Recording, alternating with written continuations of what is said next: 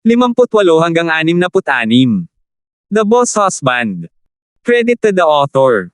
Ang kwentong ito ay rated SPJ. Striktong patnubay sa mga walang jowa. Ito ay bawal din sa bata, at matatandang walang asawa. Ang mga pangalan po na nandito ay galing sa mga name generator. Kaya kung meron man pagkakatulad sa mga pangalan ng totoong tao o lugar, ito ay tunay na hindi sinasadya. Ngayong gabi. Para saan? Naguguluhang tanong ni Justin. Ilan sa mga batang guro ng paaralan sa English Department ang naghanda ng isang welcome party para sa akin. Sabi nila ito ay sa Bar Street's Heavenly Province. At ako, hindi pa ako nakapunta sa ganoong lugar, ngunit nahihiya akong tanggihan ang lahat, kaya gusto kong samahan mo ako doon. Sa pagtatapos ng kanyang pangungusap, si Jinky ay nagsalita ng may mahinang pananalita. Ang totoo, pagkatapos malaman na nagpakasal si Justin, si Jinky ay isang nawawalang kaluluwa. Sa araw lang na iyon kung saan tinulungan siya ni Justin na harapin ang problema ng mag-ama ng pamilya Chen ng walang pag-aalinlangan, napagtanto niya na hindi siya itinapon ng kanyang Kuya Gibson. Bagamat nakaramdam siya ng kakilakilabot sa kasal ni Justin, hindi napigilan ni Jinky ang pagnanasang makita si Justin. Nang sabihin ni Justin na bibisitahin siya ngayon, hindi siya makatulog ng maayos sa buong gabi. Hindi alam ni Jinky kung paano haharapin si Justin, ngunit nang makita niya ito, napagtanto niya na walang nagbago. Masaya pa rin siyang ngumiti sa harap ni Justin, at mahihiya pa rin at mamumula sa maliliit na bagay. Ngunit nang hilingin niya kay Justin na samahan siya sa isang nightclub, nakaramdam ng takot si Jinky.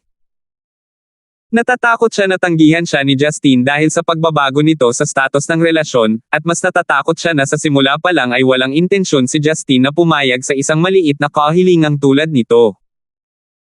Masyadong maraming iniisip ang pumasok sa kanyang isipan sa sandaling ito, ngunit nang medyo nanlumo si Jinky, narinig niyang diretsyong sumang-ayon si Justin, walang problema. Talaga. Tuwang-tuwa si Jinky sa hindi inaasahang magandang balita, at niyakap siya sa siko ni Justin. Kuya Gibson, sasamahan mo talaga ako doon. Tinapik ni Justin ang ilong ng babae sa mapangakit na paraan, at dahil sa simpleng pagkilos na ito, mas nakakaawa ito. Tingnan mo kung gaano ka kasaya ngayon, dapat kang maging huwaran, pansinin ang hitsura mo. Ngunit may isang tao na talagang masaya. Nilabas ni Jinky ang kanyang dila, at hindi pa rin binibitawan ang kanyang braso. Tiningnan ni Justin ang orasan sa dingding, 2 PM na ng hapon, pagkatapos mag-isip-isip sandali, tinanong niya, Jinky, busy ka ba ngayong hapon? Hindi, morning class ko lang ngayon. Kakasimula pa lang ng term, kaya hindi busy period. Matapat na sagot ni Jinky. Sa matalim na tingin, tumawa si Justin, kung gayon, dapat mo akong sundan sa kung saan ngayon, dahil pinili nila ang Heavenly Province, hindi maganda kung ganito ang hitsura mo. Matapos harapin ang ilang mga walang kabuluhang bagay, inilabas ni Justin si Jinky sa paaralan, at sa kanyang sasakyan. Nagulat si Jinky nang makita niya ang loob ng BMW, Kuya Gibson, kailan ka nakabili ng sports car? Bagamat hindi niya alam ang mga pangalan ng tatak ng mga kotse, nagkaroon ng insight ang babae na mapansin na tiyak na hindi mababa ang tag ng presyo ng kotse na ito. Oh, ngayong nagbago na ako ng trabaho at kailangan ko ng kotse, binili ko na. Hindi nagpatuloy si Justin sa pagpapaliwanag, hindi niya masasabing basta-basta niyang kinuha ito sa garahe ng kanyang asawa. Si Jinky ay hindi nagpatuloy sa pag-iisip tungkol sa bagay na ito, at nagtanong, saan mo ako dadalhin, Kuya Gibson? Napakaaga pa, sabi ng mga guro, 6 PM na raw magsisimula ang party. Namimili ng mga damit, ikaw pa rin ako, ang nakababatang kapatid na babae ni Justin, kung minamaliit ka kapag pumunta ka sa Heavenly Province, nakakatakot iyon. Ngumiti si Justin at nagsalita. Nakakahiya bang magbihis ako ng ganito? Medyo nanlumo si Jinky habang nakayuko. Walang magawang bumantong hininga si Justin, Jinky, hindi iyon ang ibig kong sabihin. Kaya lang, hindi ka pa nakakapunta sa Heavenly Province, at hindi mo ito namamalayan. Sa pagkakaalam ko sa Bar Street, hindi casual ang lugar na iyon gaya ng ibang KTV at mga bar, sa madaling salita, isa itong high-class na nightclub. Para sa iyong mga kasamahan na pumili ng isang lugar na tulad nito, makikita na silang lahat ay medyo mayayaman. It's no big deal if you dress casually most of the time, but if you attend the welcome party that they prepared for you so casually, it's not just be bad for you, it's also embarrass them. Syempre, para sa mga partikular na nag-aalala tungkol sa pansariling interes, ang pagpapalit sa isang kagalang-galang at marangyang kasuotan ay magpapatahimik sa kanila at hindi makakaapekto sa iyong kalooban. Pakiramdam ko ay maganda ang pakikitungo sa akin ng mga guro sa paaralan. Malamang na hindi nila ako tatawanan. Kinagat ni Jinky ang kanyang labi at nag-aalinlangan na nagsalita. Jinky. Habang nagmamaneho ng sasakyan, nagsalita si Justine, matagal ka nang nagtapos sa universidad, at dapat harapin ang realidad ng lipunan. Para sa ilang mga bagay, kahit na wala kang pakialam, hindi ito nangangahulugan na ang iba ay hindi. Mula nang pumasok ka sa lipunang ito, magagawa mo lang ang iyong makakaya upang umangkop. Walang dapat ikalungkot o ikalulungkot, at walang bagay na maaari mong tanggihan o kasuklaman. Ay, naiintindihan ko. Tumango si Jinky, Kuya Gibson, salamat.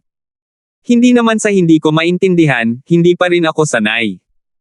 Tutulungan kitang masanay. Malumanay na ngumiti si Justine. Wala pang kalahating oras, huminto ang sasakyan sa Stonegate City Mall. Sa mall, mabibili ang mga produktong damit mula sa iba't ibang panig ng mundo, at may iligtas ni Justine ang pagsisikap na maglibot sa Stonegate City upang maghanap ng mga damit para kay Jinky. Ito ang unang pagkakataon ni Justine na pumasok sa isang malaking shopping mall pagkatapos bumalik sa bansa. Kinaumagahan, pumunta siya sa bangko para i-deposito ang extorted na tseke, at pagkatapos niyang i-cash ito ay gumawa siya ng card. Ngayon na sa wakas ay mayroon na siyang kaunting puhunan sa kanyang wallet, nagkaroon siya ng kaunting kumpiyansa habang dinadala niya si Jinky sa elevator para umakyat. Kung tulad ng dati at gusto niyang bumili ng damit, kailangan muna niyang manghiram ng pera sa iba. Si Jinky ay hindi pa nakapunta sa isang mayaman at marilag na lugar na tulad nito na may mga pabango na bumabalot sa hangin tulad nito upang mamili. Kinakabahan siyang kumapit sa braso ni Justine, sa kanyang orihinal na malalili na sariwa, dalisay at magandang mukha, kasama ang kanyang kasalukuyang cute at walang magawang hitsura. Maraming iba pang mga customer na naglalakad sa paligid ay hindi maiwasang magnakaw ng mga tingin sa kanya. Habang naglalakad sila, nadaanan nila ang Louis Vuitton, Hermes, Chanel at ilan pang branded na tindahan. Sumimangot si Justine, at mapait na sinabi kay Jinky, mukhang mas mahal ang mga tindahang ito kaysa sa inaasahan ko, paano kung tingnan natin ang Balenciaga? Bagamat may pera siya, hindi pa rin ito sapat para mabili ang mga damit na iyon na nagkakahalaga ng libo-libo. Si Jinky ay walang kaalaman sa kahulugan sa likod ng mga brand name na ito, ang alam lang niya ay ang disenyo ng kanilang mga damit ay napakaganda, habang ang ilan ay lubhang nakakahiya. Sa sandaling ito ay magiliw siyang tumango, pakikinggan ko si Kuya Gibson, mas mabuting huwag na lang bumili ng masyadong mahal, ako. Natakot ako na wala akong sapat na pera. Habang sinasabi niya iyon ay hinimas pa niya ang kanyang maliit na satchel. Sadyang ngumiti si Justine, at hindi napigil ang kurutin ang nababanat na mukha ng babae, babayaran ko ang mga damit ngayon. Pero, walang pero. Agad na sinabi ni Justine, isipin mo na lang ito bilang isang bagay na utang mo sa akin, at maaari mo itong ibalik sa akin kapag nakakuha ka ng mas maraming pera sa hinaharap. Si Jinky ay maaari lamang sumuko at sumang-ayon dito. Lihim siyang nakaramdam ng saya sa kanyang puso. Gaya ng inaasahan ni Justine, ang mga damit na ibinebenta ng specialty store ng Balenciaga ay medyo mas mura. Ito ay isang French brand na may mga dekada ng karanasan, palagi silang tungkol sa malinis, simple, pino at dalisay na estilo.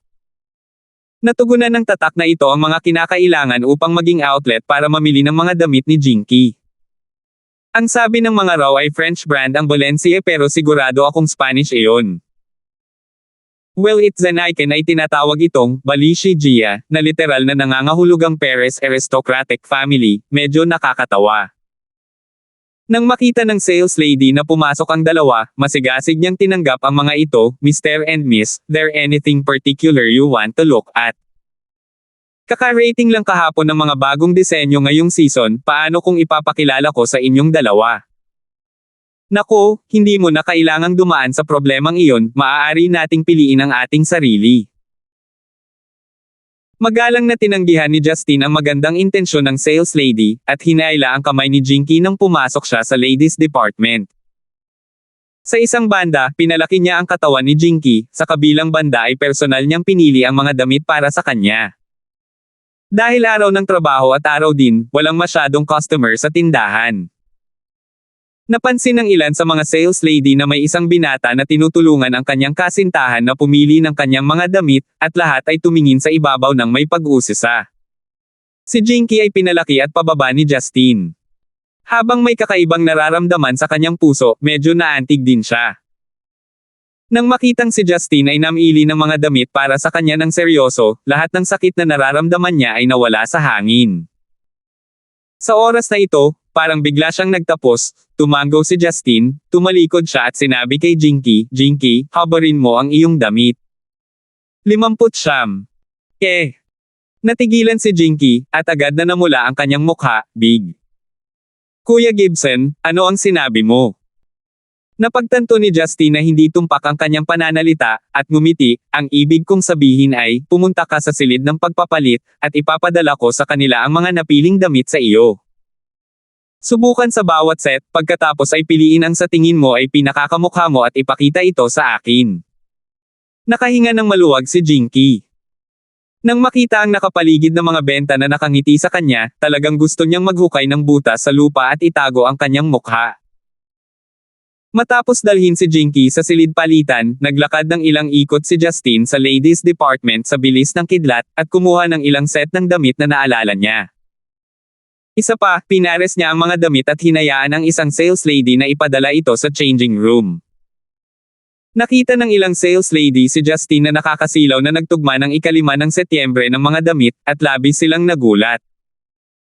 Dahil nakapagtrabaho sila sa isang tindahang tulad nito na may malaking brand name, natural na may mata sila sa fashion at kagandahan.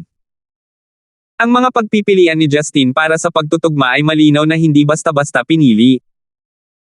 Bagamat hindi nila nakita ang hitsura ni Jinky pagkatapos ilagay ang mga iyon, naunawaan nilang lahat na ang piniling damit ay talagang angkop sa kanya.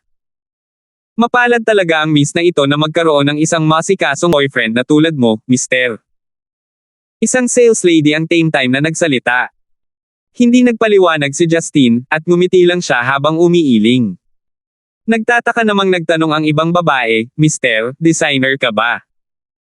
O isang figure na dalubhasa sa industriya ng fashion? Parang pamilyar ka sa aming brand, Balenciaga."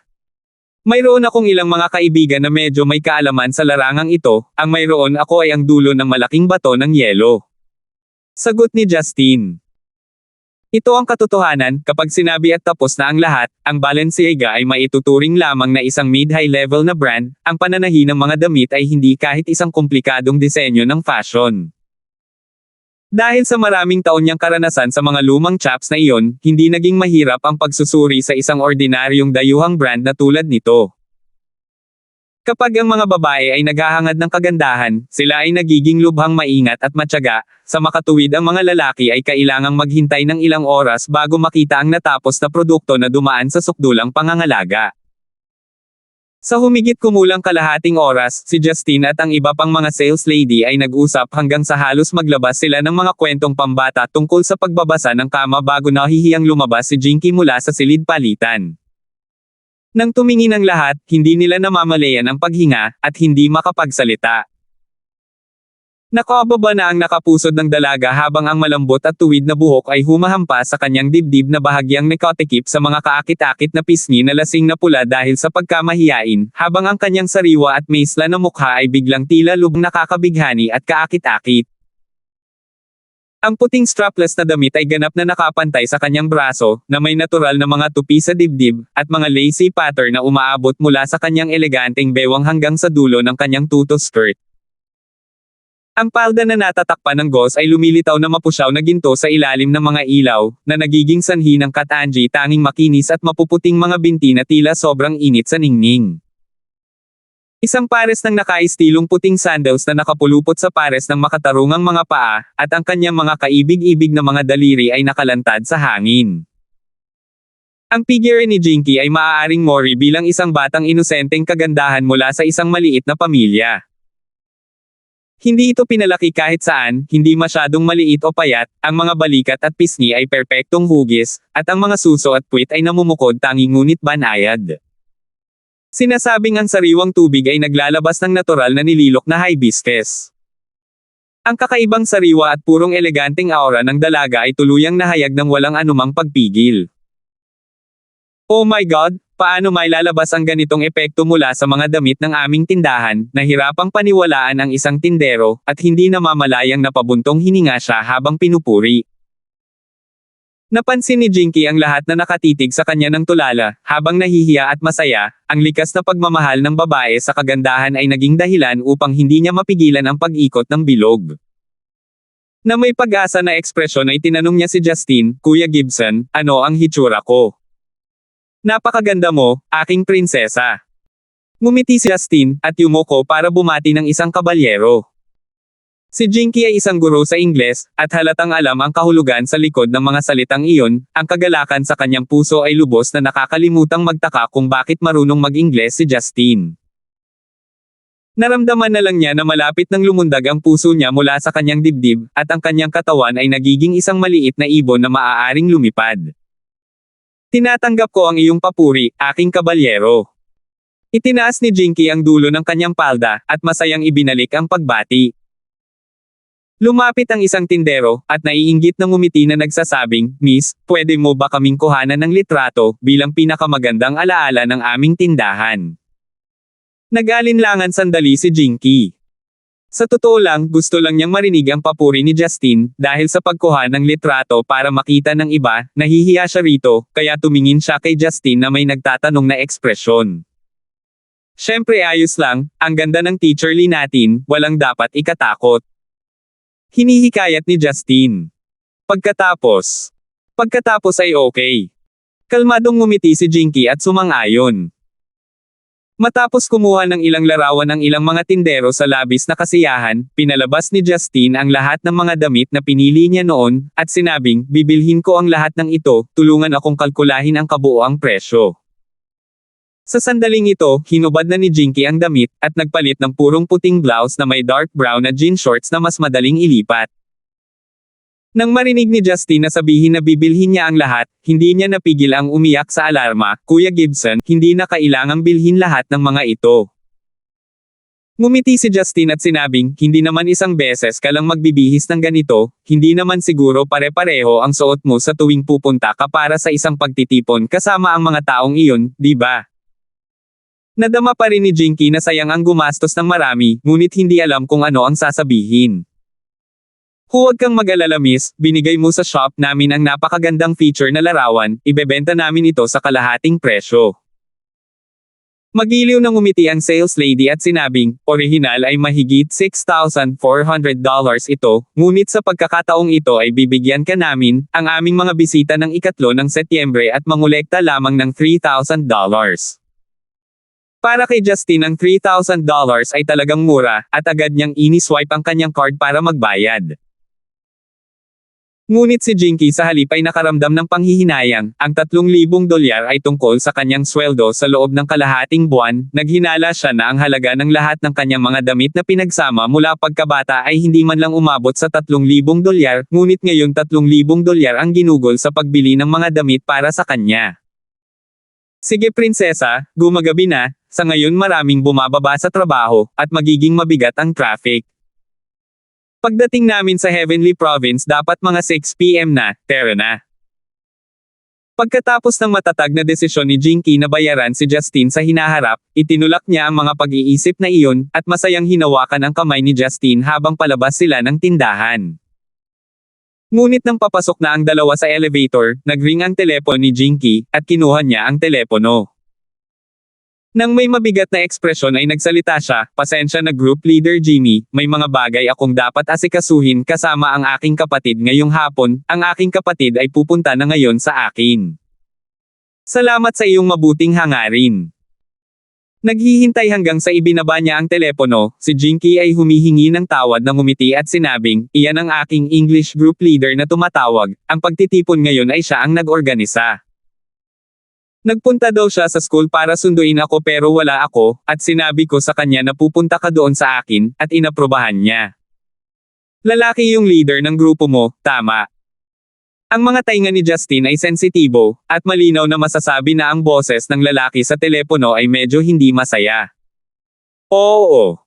Ibinaba ni Jinky ang kanyang ulo. Nililigawan ka ba niya? Mapaglarong tanong ni Justin. Nagmamadaling umiling si Jinky, at nagsalita ng may pagkataranta, walang nangyari sa amin, Kuya Gibson, ipinamahagi ko pa ang mga bulaklak na ibinigay niya sa akin sa iba pang babaeng guro, isa para sa bawat tao. Hindi alam ni Justin kung tatawa o iiyak, ang cute na pag-iisip ng dalaga ay natokso sa kanya na kurutin ang kanyang mga pisngi, sa tingin ko ikaw ang hindi dapat hayaang tumakbo ang iyong imahinasyon. Terena, huwag mo na silang paghintayin ng matagal. 6 na po. Gaya ng inaasahan ni Justin, madilim na ang kalangitan at halos 6 PM na nang makarating sila sa Heavenly Province kahit na palagi niyang in-overtake ang iba pang sasakyan sa kalsada.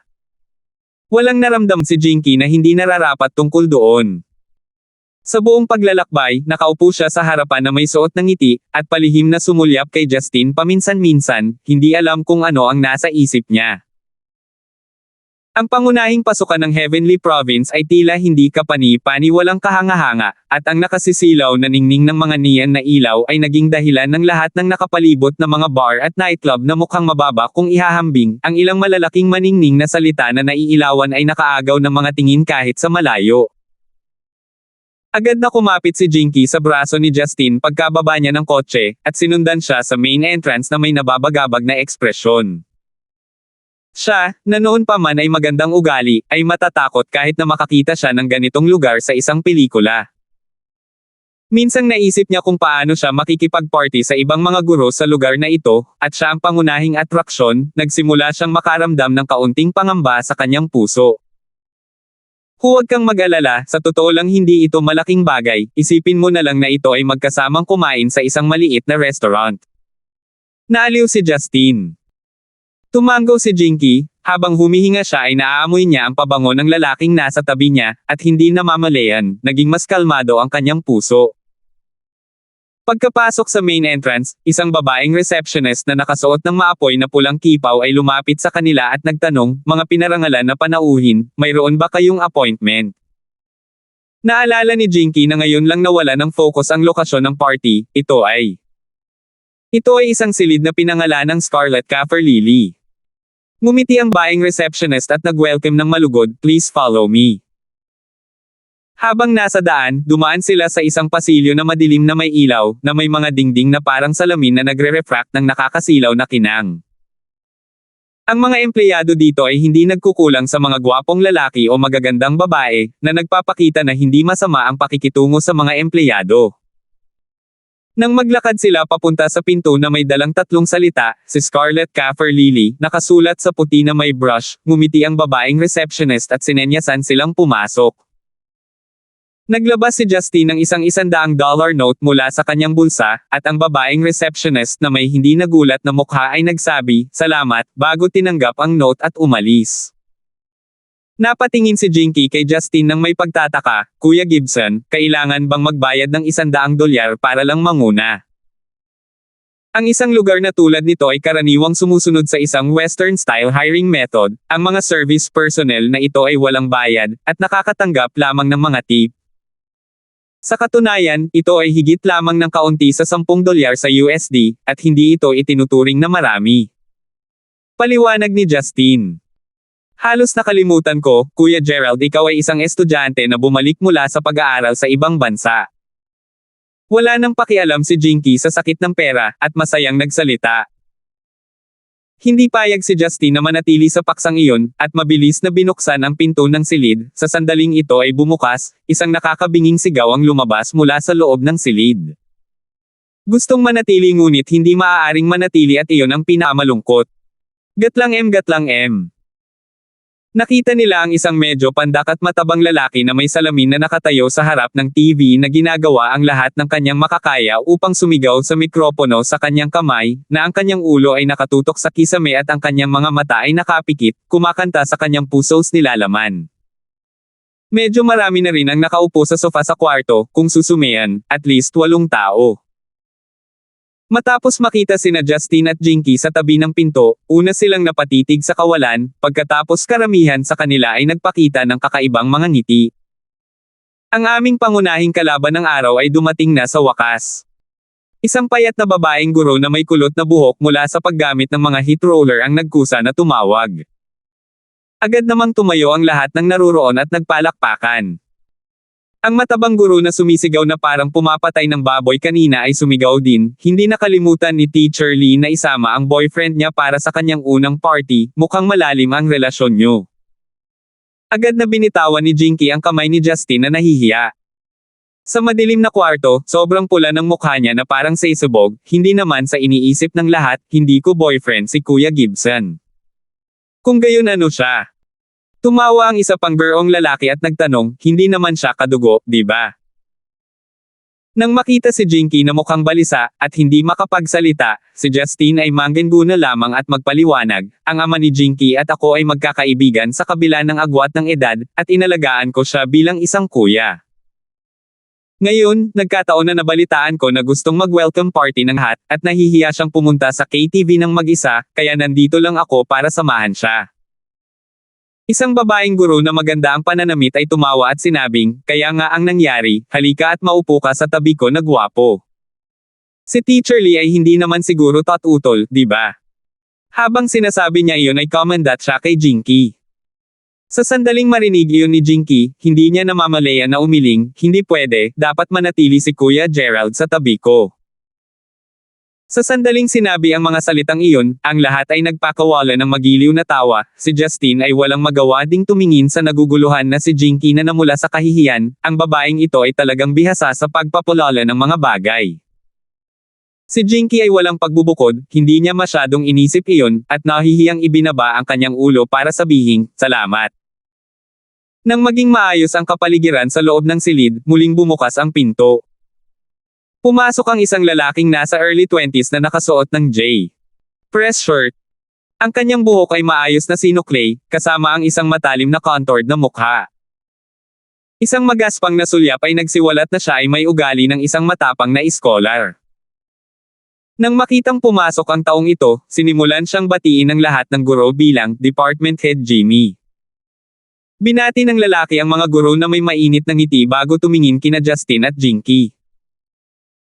Nang makita si Jinky na natatakpan ng mga nakaistilong damit at ang kanyang mahahabang balingkinitang mga binti ay makikita sa hot pants na parang puting jade, sumili ang pananabik sa kanyang mga mata, at pinuri niya, Jinky, ang ganda mo talaga ngayon. Kung ganito ang pananamit mo sa paaralan araw-araw, sa tingin ko lahat ng mga guro at estudyante ay mapapansin ka. Ang iba pang mga guro ay sumang-ayon, at pinuri kung gaano kaganda at kaakit-akit ang kasuotan ni Jinky. Ang gayong papuri ay medyo pinalaki, ngunit lahat ng kababaihan ay nasiyahan sa iba na pinupuri ang kanilang kagandahan. Nang tumingin siya kay Justin, saglit na nanliit ang mga mata ng lalaki bago niya iniunat ang kanyang kamay, ikaw siguro ang binanggit ni Jinky kanina, Mr. Gibson. Ako si Jimmy Shuo, ang English Department's head ni Sky High. Maaari ko bang malaman, paano kita haharapin, at saan nagtatrabaho ang isang piling tao na tulad mo?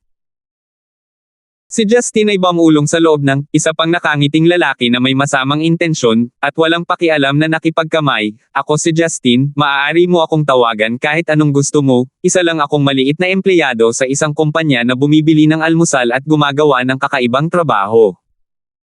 Nang marinig niya ito, isang liwanag ang sumilay sa mga mata ni Jimmy Shuo, at itinuwid niya ang kanyang likod. With some stubbornness and arrogance he said, Mr. Gibson need not be modest, bata pa tayo, as long as you work hard, in the future will be a day you can successful. Marahil ay maaari kang maging isang tulad ko, na pinangalan ng Jimmy na may mas mataas na panimulang punto. O tama, maaaring hindi ito alam ni Mr. Gibson, ngunit ang aking ama, si Mr. Jimmy, ay ang punong guro ng Sky High at ang vice-hepe ng Departamento ng Edukasyon ng Stonegate City. Ito ay sa pamamagitan ng pagsasamantala sa mga koneksyon ng aking ama na nagawa kong maging English Department Head ni Sky High at Vice Head ng Teaching Department. Nahihiya akong sabihin na maliban sa paglalathala ng ilang mga thesis sa mga aklat-aralin sa bansa at pagdadala ng isang pangkat sa ibang bansa para sa ilang mga panayam sa ilang pagkakataon, wala akong nagawang kapansin-pansin. Marahil sa hinaharap, ang mga nagawa ni Mr. Gibson ay mas malaki pa kaysa sa akin. Napakahinhin ng Department Head Jimmy. Sa atin, sino ang hindi nakakaalam na ang Department Head Jimmy ay ang ating paaralan, ang pag-asa ni Sky High para sa hinaharap, at ang pinakakahanga-hangang sumisikat na bituin sa mundo ng akademya. Mabilis na sinabi ng isang nasa katanghaliang gulang na babaeng guro. Tama iyan. Sumigaw din ang payat na babaeng guro, sino ang nakakaalam, marahil sa loob ng ilang taon pa ang Department Head na si Jimmy ay magiging punong guro ng ating paaralan. Sa mga tuntunin ng kakayahan, sino ang maihahambing kay Department Head Jimmy? Ang lahat ng mga guro ay talagang kumanta ng isang grupo ng mga papuri ng sabay-sabay, habang si Jimmy ay sa halip ay mahinhin na nakangiti, winawagayway ang kanyang mga kamay na nagsasabing, hindi ako karapat-dapat sa iyong papuri. Tunay na nasaksihan ni Justin ang pagbukas ng mata, at hinimas ang kanyang ilong upang takpan ang kanyang ngiti. Nakakita na ako ng mga walang hiyang tao, pero wala pa akong nakilalang mas walang hiya pa sa akin. Parang hindi ako nag-iisa sa daw na ito, at least, may kaharap kong chap na mas makapal pa sa city wall. 61. Si Jinky ay may inosenteng karakter. Matapos marinig ang papuri ng lahat kung gaano kahanga-hanga si Jimmy, sumabay siya sa agos at casual na nagsalita ng ilang magagandang salita. Nang sabihin ang mga salitang ito, naramdaman ni Jimmy na para siyang nasa Cloud9. Sa kanyang isip ay naisip niya na si Jinky ay talagang gustong maging mas malapit sa kanya upang makatanggap ng ilang mga benepisyo, at hindi niya maiwasang makaramdam ng labis na pagmamalaki sa kanyang sarili.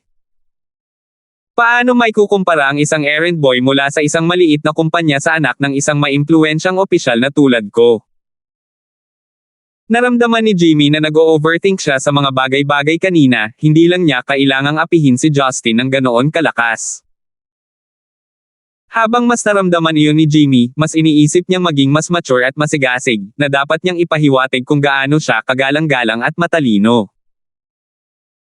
Kaya agad niyang tinawag ang lahat, makiupo kayong lahat ng gastusin ngayon ay ako ang magbabayad, Jimmy, hindi mo kailangang maging magalang. Nang tumingin siya kay Jinky, magiliw na ngumiti si Jimmy at sinabing, Jinky, baka hindi ka pamilyar sa lugar na ito, paano kung maupo ka sa tabi ko at sasabihin ko sa iyo ang lahat tungkol dito? Ginagarantiya ko na magiging masaya ka ngayong gabi. Nagmamadaling ikinaway ni Jinky ang kanyang mga kamay, at nakangiting sinabi niya, hindi mo kailangang gawin iyon, Head Jimmy, lahat ay maaaring magpatuloy na magsaya, hindi ako marunong kumanta at sumayaw, manood lang ako sa tabi ni Kuya Gibson. Nawala ang pag-asa ni Jimmy, at nakaramdam siya ng galit na namumuo sa loob niya. Ngunit naisip lang niya na si Jinky ay isang mahiyaing sisiw, kaya't nagkunwari siyang isang napakagandang ngiti, sige, maaari kang umupo sa tabi ni Mr. Gibson, kung mayroon kang anumang bagay na gusto mong itanong, hindi mo kailangang maging magalang. Hindi mo kailangang maging magalang. Siyempre hindi ako magiging magalang, kung magalang ako hindi ba ibig sabihin nun ay hindi ako gumagalang kay Department Head Jimmy. Natawa si Justin at sinabing, paano kung mag-order muna tayo ng ilang bote ng red wine para medyo masigla, na magbibigay din sa lahat ng lakas para kumanta. Isang pagsabog ng pang-aalipusta ang dumaloy sa puso ni Jimmy, sa loob-loob niya ay pinagalitan niya ang bumpkin ng bansang ito na alam lamang kung paano magsamantala at mag-freeload. Ngunit natural, ang ilang bote ng red wine ay wala sa kanyang mga mata, at casual niyang iwinagayway ang kanyang kamay ng may ngiti at sinabing, syempre ayos lang, Mr. Gibson, maaari kang direktang mag-order ng ilang bote ng alinmang red wine na gusto mo. Tuwang-tuwa ang ibang mga guro na nakaupo. Kahit na sila ay itinuturing na medyo may kaya, natural na pagdating sa libreng alak, mas marami ang mas masaya. Inihayag ni Justin ang isang ekspresyon ng pagpipitagan, at agad na lumabas ng pinto upang maghanap ng waiter. Pagkatapos makipag-usap sa waiter, agad siyang bumalik sa kanyang upuan at umupo sa tabi ni Jinky. Nakangiting sinabi niya, "Oo naman, ang department head na si Jimmy ay isang magandang figure na may malalim na bulsa. Nag-order ako ng 5 bote ng red wine ngunit hindi ako sigurado kung sapat iyon." 5 bote. Ngumisi si Jimmy sa kanyang puso. Hindi ito maituturing na malaking halaga kahit na umorder siya ng 10 bote. Masyadong magalang si Mr. Gibson, sa maraming tao na ito ay tiyak na hindi sapat ang 5 bote, dapat tayong mag-order ng ilang bote pa mamaya. Napakataas ng kahusayan ng mga waiter sa Heavenly Province, pagkatapos mag-chat ang lahat ng ilang sandali, ang mga bote ng red wine na nakalagay sa isang ice bucket ay inihain. Nang tingnan ng lahat ang 5 bote ng red wine sa balde, agad silang nagulat. Ang 5 bote ay talagang 2098 Castel red wine mula sa France. Makikilala ng sino mang may kaunting pangunawa sa alak ang alak na ito, isang tatak mula sa Bordeaux, France. Bukod dito, ito ay isa sa mga kilalang top class na gawaan ng alak, bilang karagdagan ito ay may edad na sa loob ng higit sa 10 taon, imposible lamang na ang halaga nito ay hindi libu-libong dolyar. Natural, si Jimmy ang pinakapamilyar sa mga presyong nakalakip sa mga bote ng alak na ito, hindi niya akalain na ang red wine na in-order ni Justin ay ganito, at naisip niyang nag-order siya ng ordinaryong red wine na nagkakahalaga ng mahigit $100 kada bote. Walang magawang nanunood ng $6,000 na lumilipad mula sa kanyang bulsa, si Jimmy ay nagkaroon ng gana na sumuka ng dugo. Ito ay tunay na salamat sa Department Head Jimmy, kahit na hindi ako nang ahas na isipin na umiinom ng alak ng ganito kadalasan. Maraming mabilis na guro ang nahuli sa pagkana ni Justin, habang nanunuya sa loob, at umaayon sa pagsasalita ng mga salita ng papuri. Medyo matigas ang ngiti ni Jimmy habang winawagayway ang kanyang kamay at sinabing, "Wala iyon basta masaya ang lahat." Sa sandaling ito, ang kanyang orihinal na high-spirited mood ay irritable na ngayon na parang na-stuck sa isang bagyo. Matapos maingat na sukatin si Justin na masayang nakikipag-chat sa ilang iba pang mga guro, si Jimmy ay nag-iisip ng paraan upang parusahan ang lalaking ito na hindi alam ang kanyang lugar.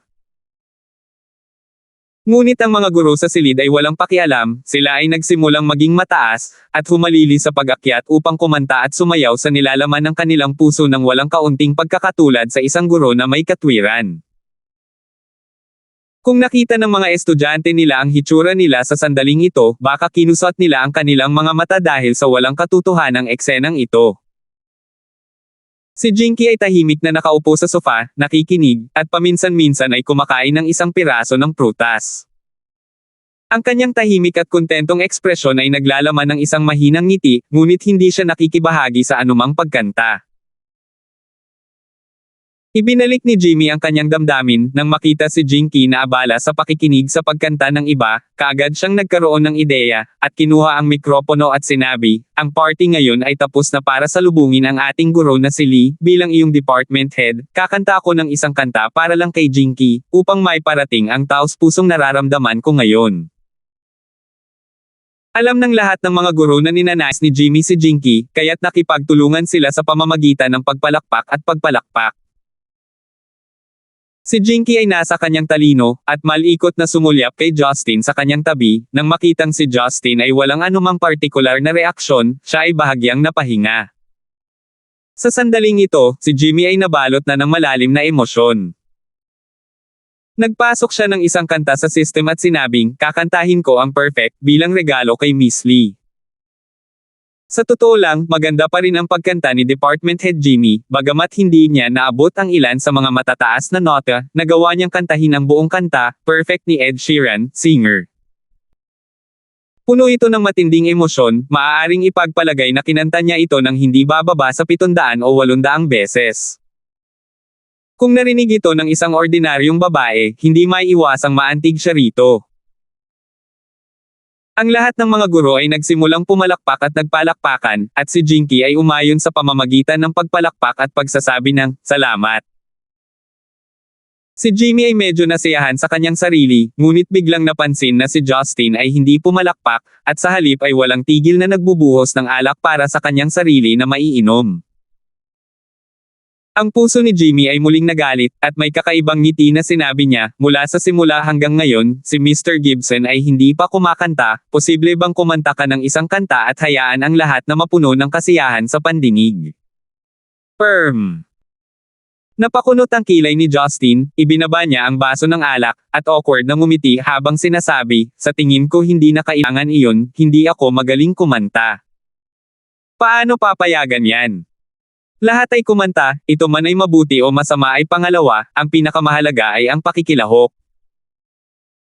Naramdaman ni Jimmy na sa wakas ay nakahanap na siya ng pagkakataon na ipahiya si Justin, at agad na hinampas habang mainit ang plancha sa pagsasabing, kapag kumanta na si Mr. Gibson, aanyayahan din namin si Jinky na kumanta, ano ang iniisip ng lahat.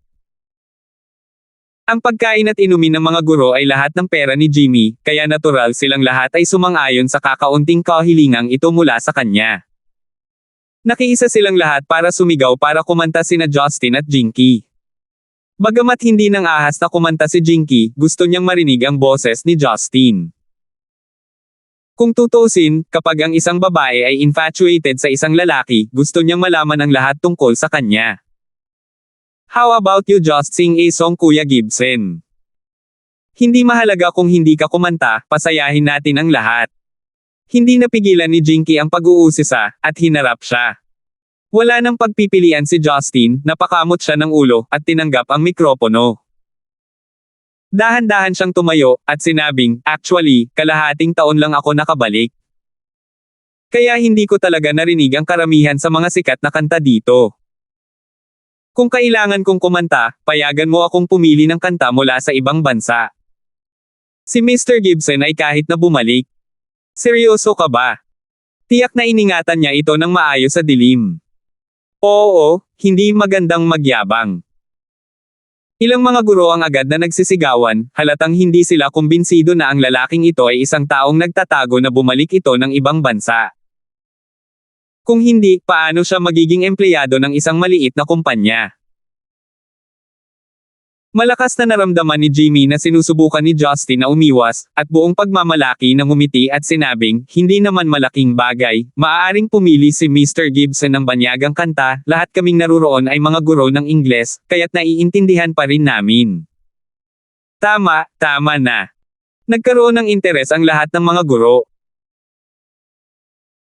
Matapos tumahimik si Justin at pumili ng kanta sa computer, nagsimulang tumugtog ang kanta sa background, at mapakumbaba siyang ngumiti sa lahat, na nagsasabing, paumanhin, wala akong balak kumanta ng English song, ang susunod ay isang kanta para sa lahat, ito ay isang Spanish na kanta na kinanta ng Latin na mga awit na si Enrique Iglesias, Quiza, kung isasalin sa wikang Zen Icon, marahil ay dapat itong isalin sa Zen Icon. Ang mayamang Spanish charm ng kanta ay nagdulot ng nakakagaan na pakiramdam sa buong silid. Ang boses ni Justin ay may pamamaos na akmang-akma sa kanta, at sinimulan niya ang sarili niyang pag-awit nito. Halos lahat ng naruroon ay nagmulat ng kanilang mga mata sa hindi makapaniwala. Lalo pang nakaramdam ng kirot si Jimmy na para bang may nabara sa lalamunan niya. Ang malambing na musika na nababagay sa marahas at mapagbigay na tinig, ang awit ng Kastila ay umakay sa lahat na malubog sa isang maganda at nakaaantig na tanawin. Sa sandaling huminto ang musika, maliban kay Jimmy, lahat ay nagpalakpakan ng buong lakas, ang mga mata ni Jinky ay basang-basa, masayang nagpapakita ng isang nakalalasing na ngiti. Medyo napahiya si Justin, at tinanggihan ang matigas na kahilingan ng mga guro para sa kanya na kumanta ng isa pang kanta, sinabi lang niya, nakakapagod ang pagkanta. Sa pagkakataong ito walang sino man ang naghinala na si Justin ay natatakot na mapahiya, tutal ang lahat ng naruroon ay isang guro ng wikang banyaga, at alam na ang pag-unawa sa isang wikang banyaga at ang kakayahang kumanta ng isang banyagang kanta ay hindi kahit nasa parehong antas. Karaniwan, upang suriin ang mga pamantayan ng isang tao sa isang wikang banyaga, ang kailangan lang ay suriin ang kakayahan ng taong iyon sa pag-awit ng isang kanta ng wikang banyaga, at maaaring mahihinuha ang tinatayang pamantayan ng taong iyon. Pagkatapos, ang mga bagay ay nanatiling masaya at masaya, ngunit si Jimmy na pinilit ang sarili na tumawa ng masaya ay walang humpay na sinumpa ang mga babae sa pamilya ni Justin. Nakakalungkot na hindi niya alam na kahit si Justin mismo ay hindi alam kung sino sila.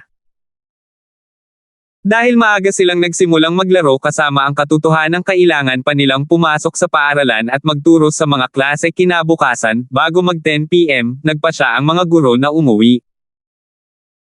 Nang sila ay palabas na, ang mga mukha ng lahat ay may bahagyang pamumula dahil sa alak, at ang kanilang mga boses ay tumaas ng husto.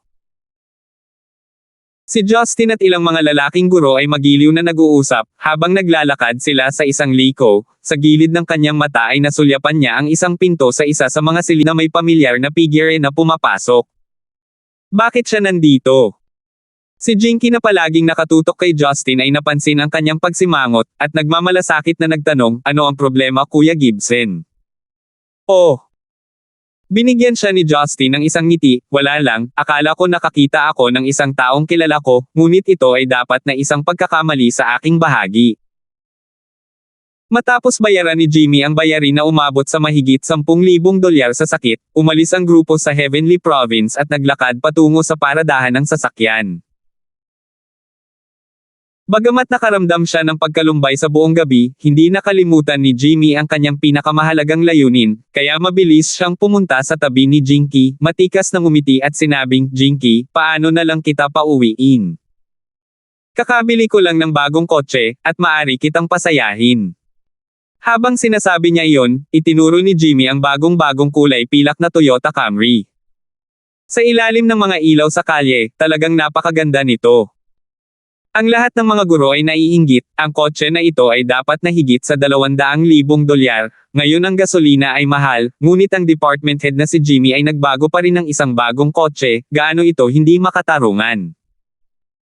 Bagamat hindi mababa ang sahod ng mga guro, karamihan sa kanila ay nagmamaneho lamang ng mga tatak tulad ng Ford, Volkswagen at iba pang maliliit na sasakyan na nagkakahalaga ng humigit kumulang $100,000. Awkward na ngumiti si Jinky, at mahinang sinabi, Department Head Jimmy, sa tingin ko hindi ko na kailangan pang problemayan ka, lubos na akong nagpapasalamat na nakatanggap ako ng ganoong hospitality ngayon. Mas mabuting iuwi ko na ang sasakyan ni Kuya Gibson, pamilyar na pamilyar si Kuya Gibson sa lokasyon ng aking tahanan. Nagkunwaring curious si Jimmy at nagtanong, oh. Si Mr. Gibson din ang nag-drive dito. Akala ko ba nag-taxi kayo dito, nasaan ang sasakyan ni Mr. Gibson? Si Justin ay dumighay, ang kanyang tiyan ay puno ng prutas at alak. Bumawi na ang kapasidad niya sa pag-inom, ngunit medyo hindi pa rin siya komportable, sa isip niya ay iniisip pa rin niya ang figurang nakita niya kanina. Nang marinig ang mga salita ni Jimmy, bigla niyang kinuha ang susi ng BMW mula sa kanyang bulsa, at pinindot ang unlock button. Lumingon ang lahat upang tumingin, at nakita ang isang puting sports car na nagpapalabas ng ningning na nakaparada sa isang hindi mahahalata na lugar, mayroong isang asul at puting hugis propeller na logo, na naging dahilan upang ang lahat ay huminga ng malamig. Oh my God, hindi ba M3 yan? Isang liwanag ang sumilay sa mga mata ng isang beroong may kaunting kaalaman sa mga kotse habang sinasabi niya, ang presyong ito ng kotse sa bansa ay higit sa $300,000. Noong nakaraan, nakita ko ang ilang anak ng mayayamang mga ngalakal na nagmamaneho nito, hindi ko akalain na ganito rin ang pagmamaneho ni Mr. Gibson, ito pa nga ang pinakabagong modelo. Bagamat hindi pamilyar ang ibang mga guro sa ibig sabihin ng pangalan ng modelo, narinig na nila ang tungkol sa BMW, at naunawaan nila kung anong grado ng kotseng iyon. Nagulat din si Jimmy, at naging berde at purplish ang mukha niya, gaano man siya katanga, hindi siya makapaniwala na ang isang taong nagmamaneho ng BMW M3 ay isang maliit na empleyado ng ordinaryong kumpanya. Bagamat naguguluhan pa rin siya kung ano ang pagkakakilanlan ni Justin, sa sandaling ito ay nagpakita pa rin siya ng isang palakaibigan at nakakabigay puri ng ngiti, sigurado na iningatan ito ni Mr. Gibson sa dilim, ito ay talagang isang eye-opener para sa akin. Damn it! Walang ibang gagawin ang mayaman na ito kundi ang magpanggap na baboy para kainin ang tigre, para saan pa siya nagpapanggap na maliit na empleyado. Si Department Head Jimmy ang may malalim na bulsa. Ngumiti si Justin at sinabing, ngayon sapat na ang nainom ko, salamat sa iyong mabuting pakikitungo, Palam. Hinailan niya ang kamay ni Jinky habang naglalakad sila papunta sa sasakyan. Lahat ng mga guro ay pinanood ang puting BMW na humandar at nagmamaneho ng may inggit. Pakiramdam nila ay nananaginip sila, at ang pagkakakilanlan ni Justin ay naging pinakamalaking misteryo sa puso ng mga taong ito. Pagkabalik ni Jimmy sa kanyang sasakyan, ini-start niya ang makina, at tumingin sa mga nakakasilaw na ilaw sa sasakyan. Ang pagmamahal na orihinal na naramdaman niya para dito ay ganap na nawala, malakas niyang hinampas ang manibela, at sa ilalim ng kadiliman ng kanyang scholar na mukha ay nagmukhang medyo masama. 62. Naramdaman ni Jinky na nakaupo sa kotse ni Justin na ito ang pinakamasayang araw ng kanyang buhay, mas nakakapanabog pa ito kaysa sa araw na nagtapos siya sa unibersidad. May palaging matamis na ngiti sa mukha ng dalaga. Hindi na nakaimik si Justin na nagmamaneho. Ganyan ka ba kasaya? Hindi napigilan ni Justin na magtanong. Seryosong tumango si Jinky, ngunit sa palagay ko ay hindi masyadong masaya si Department Head Jimmy. Sinulyapan ni Justin si Jinky ng may pag-iisip, at hindi napigilan ang pagngiti habang sinabi niya, kaya pala alam mo na ang lahat pero nagpanggap ka pa rin na ignorante. Hehe. Kinagat ni Jinky ang kanyang mga labi at tumawa pagkatapos ay nagsabi, sa totoo lang hindi ko alam ang lahat, ngunit sa pamamagitan ng maingat na pag-iisip ay naiintindihan ko ang ilan sa mga bagay na ginawa ni Kuya Gibson. Makinig ka rito, kung binubuli ka ni Jimmy sa hinaharap o nahihirapan ka, ipaalam sa akin. Tutulungan kitang alagaan ito, tulad ng dati nilang mag-ama ng pamilya Chen. Seryosong sabi ni Justin. Oo, naiintindihan ni Kuya Gibson. Mula sa simula hanggang sa wakas, hindi nagtanong si Jinky tungkol sa usapin tungkol sa ama at anak ng pamilya Chen, at ang kanyang katalinuhan ay nagpagulat kay Justin. Gumon din ang pakiramdam ni Justin, marahil ang batang babae na ito ay may higit na nalalaman kaysa sa kung ano ang orihinal na naisip niya, ngunit kadalasan ay mas gusto niyang kumilos bilang isang hanggal na babae katabi, na tahimik na nag-aalala tungkol sa kanya. Pagdating nila sa bahay ni Jinky, kababalik lang ni Matandang Lee at ng kanyang asawa mula sa kanilang paglalakad, nang makitang bumaba ng sasakyan sina Justin at Jinky, nakita nila ang pagtataka. Magandang batang chap. Mayaman ka.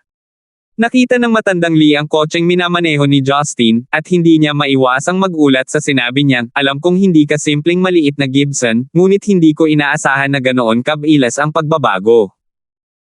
Binago mo ang iyong trabaho, at ang iyong single-wheeled na kotse ay napalitan ng isa na may fork na gulong. Sa halip ay itinoon ni Tia Lee ang mga supot ng damit sa mga kamay ni Jinky habang bumababa siya ng sasakyan, at galit na tanong, Jinky, bakit ka bumili ng napakaraming damit? Pati yung mga bag na nakahawak sa kanila, ang ganda-ganda, siguradong napakamahal ng mga damit na ito, di ba? Nanay.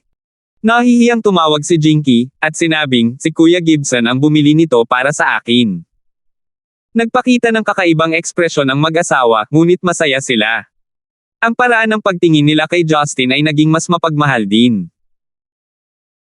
Alam ni Jinky kung ano ang nasa isip ng kanyang mga magulang, ngunit kung ibunyag niya na kasal na si Justin, tiyak na hindi nila ito papayagan na makipag-ugnayan kay Justin sa hinaharap. Kaya lang natiis niya ang namumula niyang mukha, at dali-daling kinuha ang kanyang mga bag ng damit at nagmamadaling pumasok sa bahay. Nakalimutan pa niyang magpaalam kay Justin. Taos-pusong sinabi ni Matandang Lee, Little Gibson, mahirap kay Jinky mula pa noong bata pa siya, huwag mo siyang bigan. Hindi alam ni Justin kung tatawa o iiyak, at hindi rin alam kung ano ang sasabihin, kaya tumango lang siya sa matapat na paraan. Ang pagpapaliwanag sa oras na tulad nito ay magiging kalabisan, at magdudulot lamang ng mas maraming problema. Matapos magpaalam sa matatandang mag-asawa na nagtrato sa kanya tulad ng kanilang manugang na si Justin ay nakaramdam ng pagkaligaw at pagkabigo. Habang nagmamaneho ay naisip niya, kung hindi nagkataon na makilala ang Ice Queen na si Marian, ang pagpapakasal kay Jinky ay talagang isang magandang pagpipilian, siya ay maalalahanin at mabait. Ngunit sa sandaling naisip niya kung paano nakahiga ngayon ang kanyang asawa sa isang kama sa ospital, inalis ni Justin ang gayong mga iniisip. Ano man ang mangyari, kailangan pa rin niyang tahakin muna ang landas na ito kasama si Marian, para sa hinaharap, sino ang mahuhulaan iyon. Nang magmaneho siya pabalik sa Dragon Garden, ang hangin sa labas ay naging malamig na, ang malamig na hangin ay humaplos sa mga tuktok ng puno, na naging dahilan upang ang maluwag at walang laman na villa ay tila napakatahimik. Lalakad na sana si Justin papunta sa pinto at papasok sa bahay nang makita niyang binuksan ni Yuna ang pinto mula sa loob. Yuna, late ka na pupunta. Naguguluhang tanong ni Justin. Natuwa si Yuna, nakangiting sinabi niya, "Young master, bumalik ka na, perfect timing, balak kong dalhin sa ospital ang mga librong gusto ni Miss." Bagamat pumayag si Miss na magpagaling ng kalahating buwan, kailangan daw niyang magbasa ng mga libro. "Baka pwedeng sumama sa akin si Young master. Sa tingin ko, matutuwa si Miss." Walang makakapagsabi kahit na masaya siya. Sa isip ni Justin sa kanyang puso, sinabi niya, "Yuna, gabi na, paano kung magpahinga ka ng maaga? Kaya kong ipadala ang mga libro sa aking sarili." Naisip ni Yuna na gusto ng mag-asawa ng ilang pribadong oras na magkasama, at hindi nagsalita ng anumang kalabisan na salita. Agad niyang ipinasa kay Justin ang malaking plastic bag ng mga libro, at bumalik sa bahay. Si Justin na kakauwi lang ay muling umalis, patungo sa Zhonghai First Hospital sa pangalawang pagkakataon ngayon. Makalipas ang kalahating oras, nang makarating siya sa ward ni Marian, nakabukas pa rin ang mga ilaw sa loob, gayunpaman, hindi nag-iisa si Marian sa silid na iyon, mayroon ding isang babae na nakaupo sa loob na hindi talaga nasisiyahang makilala ni Justin, kahit na siya ay isang tunay na kagandahan. "Yo, may abalang tao na nakakaalam na pumunta sa ospital para bumisita." Tila may pinag-uusapan si Talia kay Marian, at nang makita niyang binuksan ni Justin ang pinto, hindi niya nasisiyahang kinutya siya. Hindi pinansin ni Justin ang superior na ito na patuloy na nagsusumikap na makipag-away sa kanya, ngumiti at inilagay ang bag ng mga libro sa bedside table. Matatanda na si Yuna, masyadong nakakapagod para sa kanya na umalis ng bahay sa kalagitnaan ng gabi, kaya ipinadala ko ito sa ngalan niya. "Just call me out for something like that," talagang nagpapagal para sa isang elder na tulad ni Yuna. Walang pakialam na tumingin si Marian sa mga libro, at sinabing, "Sa susunod tatawagan kita." Tungkol sa pakikinig ni Marian sa kanyang mga salita, lubos na nasiyahan si Justin. Mukhang ang babaeng ito ay medyo makatuwiran, at hindi lamang isang taong walang malasakit at malamig na karakter. Kumunot ang ilong ni Talia, at walang kasiyahang sinabi, "Justin, mabaho ka sa alak at usok, lumayo ka, huwag mong saktan ang ilong ni Marian." "Oh." Humingi ng tawad si Justin at umatras ng ilang hakbang, "Nakipag-inuman ako kasama ang ilang kaibigan na kagawa ko lang, at nakalimutan kong hindi pa pala ako naliligo." Si Marian ay pagod at may sakit na siya ay nasa kama, ngunit bilang kanyang asawa ay nabubuhay ka pa rin sa isang kahalayan, at hindi nakakaalam ng kahihiyan, ninisyon ni Talia ang pang-aalipusta. Kahit na ang isang clay Buddha ay maaaring magalit sa gayong mga paratang, si Justin ay medyo naiinip, "Ang aking asawa ay hindi nagsalita, ano ang paratang mo sa akin?" Ang emperador ay hindi nababalisa ngunit ang beteng ay nababalisa. "Anong sabi mo?" Nanlaki ang mga mata ni Talia nang tumayo siya, paulit-ulit na bumibigat ang kanyang dibdib dahil sa galit, at ang kanyang magandang mukha ay namula, "Ang lakas ng loob mong tawagin akong eunuch, ikaw ang eunuch. Beteng man ako o hindi, hindi mo ba alam kung pupunta ka at susubukan ako?" Ngumiti si Justin ng masama at sinabi, "Wala kang kahihiyan. Tumigil ka." Sa wakas ay nagsalita si Marian, nang magkasalubong ang kanyang mga kilay, tumingin siya kina Justin at Talia, at sinapo ang kanyang noo na parang sumasakit ang ulo, "Pwede bang huwag kayong mag-away sa ospital? Gabi na, pwede bang manahimik na kayo?" Ngumisi si Talia habang nakahawak sa kamay ni Marian, "Marian, tingnan mo itong asawa mo, sino sa tingin niya? Hindi kanya inaalagaan ng mabuti kapag may sakit ka, at sa halip ay may mood na lumabas para uminom at mag-philander." Nanatiling tahimik si Marian saglit, bago itinaas ang kanyang ulo para tanungin si Justin, "Saan ka nagpunta para uminom?" Si Justin na medyo nakakaramdam ng kaba ay tamad na sumagot, "Heavenly Province, maraming babae." "Bakit, aking dakilang asawa, gusto mo bang paghigpitin ako?" "Oh, nakuha ko." Tumango si Marian, pagkatapos ay parang walang nangyari, iniunat niya ang kanyang kamay, kumuha ng libro mula sa plastic bag, at nagsimulang magbasa. Nakita ni Justin na maayos ang mga bagay, kaya't bumantong hininga siya at umiling, at umalis sa ward. Ang naiwan na lang ay si Talia na nakaupo sa tabi ng kama, nakatingin sa pinto. Lumingon siya para tingnan si Marian na nagbabasa ng kanyang libro ng may konsentrasyon, at naging tulala at mahinang panga. Hindi siya nakapagsalita ng isang salita sa loob ng mahabang panahon, ngunit sa wakas ay nagawa niyang sabihin ang isang pangungusap, kayong mag-asawa ay parehong kakaibang tao. 63. Sa kabila ng pag-ikot-ikot sa buong gabi, ang kakulangan sa tulog ni Justin ay hindi nagdulot ng anumang problema para sa kanya, at siya ay nagpasya na bumili ng almusal mula sa mga nagtitinda gaya ng naka-schedule. Pagkatapos mag-ikot, dinala niya sa opisina ang mga bag na may iba't ibang laki. Matagal nang nakataas ang ulo ng mga dilag sa kaasam, nang makita nilang dumating si Justin, sumugod sila para kunin ang gusto nilang kainin. Ilang bastos na kapatid na babae ay nag-iwan ng basang-basa sa mukha ni Justin. Ngumiti si Hana habang pinagtatawanan siya, nagpumilit ka bang bumili ng almusal sa simula pa lang dahil inaasahan mong makakatanggap ka ng ganitong uri ng paggamot. Si Justin ay hindi rin nahihiya, habang ngumunguya ang Yu Chao ay ngumiti siya at sinabing, kung bibigyan mo rin ako ng halik, sasabihin ko sa iyo. Ang alam mo lang ay kung paano samantalahin ang mga inosenteng may asawang babae. Inilibot ni Hana ang kanyang mga mata at hindi na siya pinansin. Biglang may naalala, kinuha ni Justin ang isang meat bun at naglakad papunta sa kanyang mga lalaking kapatid, ang booth ni Boyet. Nagulat siya nang matuklasan na si Boyet ay natutulog sa mesa ng madaling araw. Hey, Boyet, oras na ng almusal. Tumango si Justin.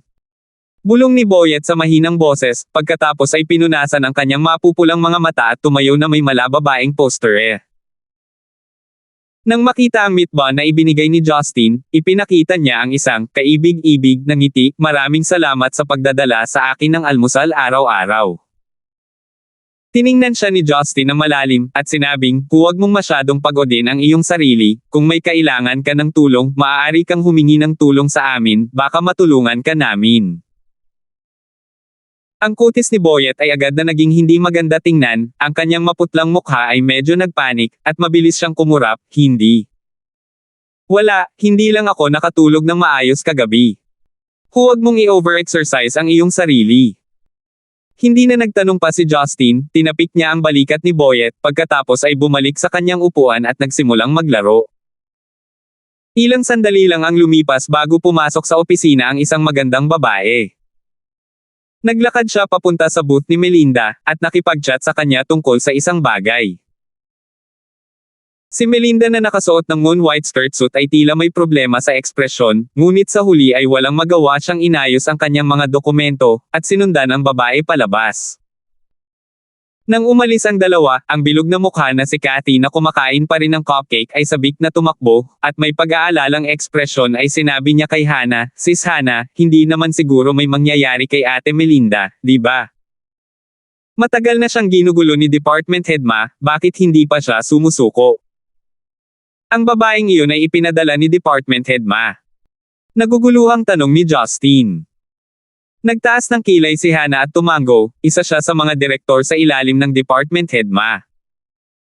Aware naman ang buong kumpanya na siya ang manliligaw ni Department Head Ma, buti na lang walang diretsyong nagtuturo. I wonder kung ano ang pinapapunta ni Department Head Ma kay Melinda. Dati, laging Department Head Ma ang pumupunta dito mag-isa, I wonder why he sent that woman over this time. Parang may naisip siya, kinuha ni Justin ang kanyang telepono at nagpadala ng mensahe kay Melinda. Sa ilang sandali, sumagot si Melinda. Sa isang sulyap lang, ibinalik ni Justin ang telepono sa kanyang bulsa, kinuha ang dalawa sa mga meat buns sa mesa, at naglakad patungo sa exit ng opisina. Justin, saan ka pupunta? Kung hindi ka makikita ni Department Head mo dito mamaya, kailangan mong magtiis muli ng pahirap. Panik na sabi ni Hana. Hindi maganda ang sikmura ko, kakain ako habang nakasquat sa inidoro. Lumingon si Justin at sinabi. Ang grupo ng mga magagandang PR ladies ay agad na may isang grupo ng mga itim na linya sa kanilang mga noo habang sila ay nakapout. Sa mga kulubat na dulot ng pagkunot ng noo. Malinaw na hindi posible na si Justin ay pupunta sa banyo upang maglupisay at kumain ng kanyang mga meat bun. 63. Ibinalik ko mga master, baka malito kayo, pinalitan ko lang ang ma. Sa kabila ng pag-ikot-ikot sa buong gabi, ang kakulangan sa tulog ni Justin ay hindi nagdulot ng anumang problema para sa kanya, at siya ay nagpasya na bumili ng almusal mula sa mga nagtitinda gaya ng naka-schedule. Pagkatapos mag-ikot, dinala niya sa opisina ang mga bag na may iba't ibang laki. Matagal nang nakataas ang ulo ng mga dilag sa pag-aasam, nang makita nilang dumating si Justin, sumugod sila para kunin ang gusto nilang kainin. Ilang bastos na kapatid na babae ay nag-iwan ng basang-basa sa mukha ni Justin. Ngumiti si Hana habang pinagtatawanan siya, nagpumilit ka bang bumili ng almusal sa simula pa lang dahil inaasahan mong makakatanggap ka ng ganitong uri ng paggamot? Si Justin ay hindi rin nahihiya, habang umunguya ang Yu Chao ay ngumiti siya at sinabing, kung bibigyan mo rin ako ng halik, sasabihin ko sa iyo. Ang alam mo lang ay kung paano samantalahin ang mga inosenteng may asawang babae. Inilibot ni Hana ang kanyang mga mata at hindi na siya pinansin. Biglang may naalala, kinuha ni Justin ang isang meat bun at naglakad papunta sa kanyang mga lalaking kapatid, ang booth ni Boyet. Nagulat siya nang matuklasan na si Boyet ay natutulog sa mesa ng madaling araw. Hey, Boyet, oras na ng almusal. Tumanggaw si Justin. Bulong ni Boyet sa mahinang boses, pagkatapos ay pinunasan ang kanyang mapupulang mga mata at tumayo na may malababaeng poster. Nang makita ang meat bun na ibinigay ni Justin, ipinakita niya ang isang kaibig-ibig na ngiti, maraming salamat sa pagdadala sa akin ng almusal araw-araw. Tiningnan siya ni Justin na malalim, at sinabing, huwag mong masyadong pagodin ang iyong sarili, kung may kailangan ka ng tulong, maaari kang humingi ng tulong sa amin, baka matulungan ka namin. Ang kutis ni Boyet ay agad na naging hindi maganda tingnan, ang kanyang maputlang mukha ay medyo nagpanik, at mabilis siyang kumurap, hindi. Wala, hindi lang ako nakatulog ng maayos kagabi. Huwag mong i-overexercise ang iyong sarili. Hindi na nagtanong pa si Justin, tinapik niya ang balikat ni Boyet, pagkatapos ay bumalik sa kanyang upuan at nagsimulang maglaro. Ilang sandali lang ang lumipas bago pumasok sa opisina ang isang magandang babae. Naglakad siya papunta sa booth ni Melinda, at nakipag-chat sa kanya tungkol sa isang bagay. Si Melinda na nakasuot ng moon white skirt suit ay tila may problema sa ekspresyon, ngunit sa huli ay walang magawa siyang inayos ang kanyang mga dokumento, at sinundan ang babae palabas. Nang umalis ang dalawa, ang bilog na mukha na si Kathy na kumakain pa rin ng cupcake ay sabik na tumakbo, at may pag-aalalang ekspresyon ay sinabi niya kay Hana, Sis Hana, hindi naman siguro may mangyayari kay Ate Melinda, di ba? Matagal na siyang ginugulo ni Department Head Marquez, bakit hindi pa siya sumusuko? Ang babaeng iyon ay ipinadala ni Department Head Marquez. Naguguluhang tanong ni Justin. Nagtaas ng kilay si Hana at tumango, isa siya sa mga direktor sa ilalim ng Department Head Ma. Aware naman ang buong kumpanya na siya ang manliligaw ni Department Head Marquez, buti na lang walang diretsyong nagtuturo.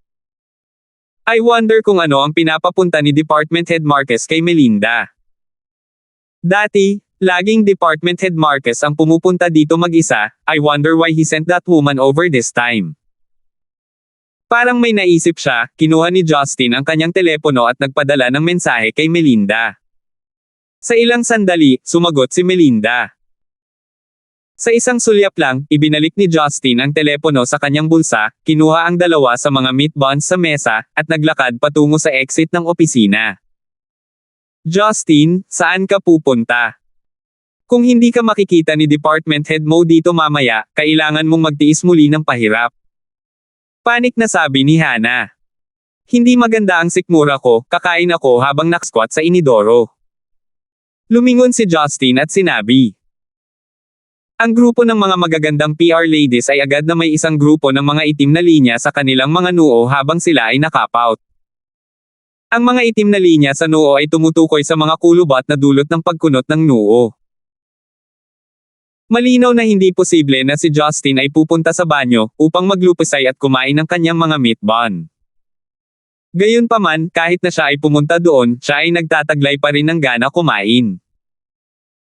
Nang makalabas na siya sa lounge ng public relations, agad siyang pumasok sa elevator, at dumiretso sa car park. Dati ay nagpadala siya ng mensahe kay Melinda na nagtatanong kung saan siya pupunta, maliwanag na naiintindihan ni Melinda ang ibig sabihin ni Justin, at sumagot ng Flow Cloud Hotel. Bagamat hindi niya makumpirma kung ang pag-alis sa opisina para magtrabaho sa pagkakataong ito ay isang bitag na inilatag ni Department Head Marquez, si Melinda ay isang mature na babae pa rin na magaling sa sinasadyang pagprotekta sa sarili, kaya matalino niyang pinili na ipaalam kay Justin. Hindi bababasa, dapat niyang ipaalam sa isang tao ang kanyang kinaroroonan. Kung tungkol sa kung ano ang gagawin ni Justin sa impormasyong ito, ay hindi isang bagay na maiisip ni Melinda. Pinili ni Justin na huwag sundan ang kanilang landas patungo sa Flow Cloud Hotel, at sa halip ay nagmamaneho sa napakabilis na bilis sa pinakamaikling ruta. Pagdating niya sa lobby ng hotel, kumuha siya ng dyaryo at tahimik na umupo sa isang sofa sa sulok ng lobby. Ang Flow Cloud Hotel ay nagtataglay ng 4 na star rating, at mayroon ding magandang reputasyon sa mga hotel sa sentro ng lungsod ng Zhonghai. Napakabigat ng trapiko ng mga bisitang pumapasok at lumabas sa nakasisilaw na lobby. Sa makatuwid, ang biglang pagkakaroon ng isa pang tao na nakaupo sa isang sulok na nagbabasa ng pahayagan ay hindi nagdulot ng anumang hinala. Matapos maghintay ng higit sa 5 minuto, napansin ni Justin ang 2 figure na lumitaw sa pasukan ng hotel. Ito ay ang napakarilag na babae noong una, na pinangunahan si Melinda na nagsuot ng puting buwan na skirt suit sa hotel. Pareho silang may magandang hitsura, at matangkad na may mahusay na mga figure. Tila si Melinda ay nag-makeup sa kotse, ang kanyang buhok ay nakatali, at ang mga guhit ng pula sa kanyang buhok ay mahusay na ipinarray sa kanyang mature at magandang mukha, na umaakit sa mga tingin ng maraming lalaki sa bulwagan. Pagkapasok, nilingon siya ni Melinda, hindi alam kung sinasadya niya o hindi niya namamalayan. Bahagyang nakasimangot, tila nadismaya siya, ngunit bumalik sa normal ang kanyang ekspresyon sa isang kisap mata. Matapos ang babaeng iyon ay may pag-usapan sa kanya, si Melinda ay nag-alinlangan sandali, ngunit sa huli ay sinundan pa rin niya ang babae sa elevator, at umakyat. Mabilis na naglakad si Justin papunta sa mga pintuan ng elevator, at tiningnan ang dumaraming numero sa itaas ng mga pinto. Simula sa first floor, huminto ito saglit sa 5th floor, tapos umakyat sa 13th floor, huminto ulit saglit, tapos umakyat hanggang sa pinakataas na palapag bago dahan-daang bumaba. Sa pagtingin sa direktoryo ng hotel sa gilid, ang ika-5 palapag ay isang spa center, ang ika-10 hanggang ika-15 palapag ay mga silid para sa mga bisita, at ang pinakamataas na palapag ay para sa mga opisina. Malinaw, sa sitwasyong tulad nito, ang pagpunta sa mga guest room ay may pinakamataas na posibilidad. Pagkapasok sa elevator, inilabas ni Justin ang kanyang telepono at sinubukang tawagan si Melinda, upang kumpirmahin ang kanyang lokasyon. Kasalukuyang hindi available ang numerong tinatawagan mo. Ang paglitaw ng electronic voice ay nagbigay kay Justin ng masamang premonition, para sa isang empleyado ng PR tulad ni Melinda, dapat niyang i-on ang kanyang telepono sa loob ng 24 na oras sa isang araw upang hindi makaligtaan ang mga pagkakataon sa negosyo. Sa mga normal na sitwasyon, hindi posibleng i-off lang niya ang kanyang telepono. Isa pa, nagpadala pa siya ng mensahe sa kanya kanina. Nang makarating ang elevator sa ika-13 palapag, lumabas si Justin sa elevator. Mahaba ang koridor, at may humigit kumulang 30 hanggang 40 na silid. Dahil umaga at oras ng opisina, talagang tahimik ang koridor, wala kahit isang empleyado ng hotel sa palapag na ito para sa mga bisita. Kung walang sino mang magtatanong, malinaw na imposible para kay Justin na suriin ang bawat silid. Bilang karagdagan, ang nagpasakit sa kanya ng ulo ay ang mga elektron-ikong kandado sa mga silid na ito, na nangangahulugang imposibleng buksan ang mga kandado na ito sa pamagitan ng pagpili ng lock. Maliban kung gusto ni Justin na maging pangunahing kwento sa balita, magagamit niya ang kanyang martial arts at buksan ang bawat pinto. Pagkatapos siya ay magiging lubhang sikat. Siguradong marunong pumili ng lugar ang Marquez fella na ito. Bulong ni Justin sa kanyang sarili, habang iniisip niya kung dapat ba siyang gumamit ng ilang mapuwersang pamamaraan. Bagamat halos kalahating buwan pa lang niya nakilala ang kanyang bagong kasamahan na si Melinda, maganda ang kanilang relasyon.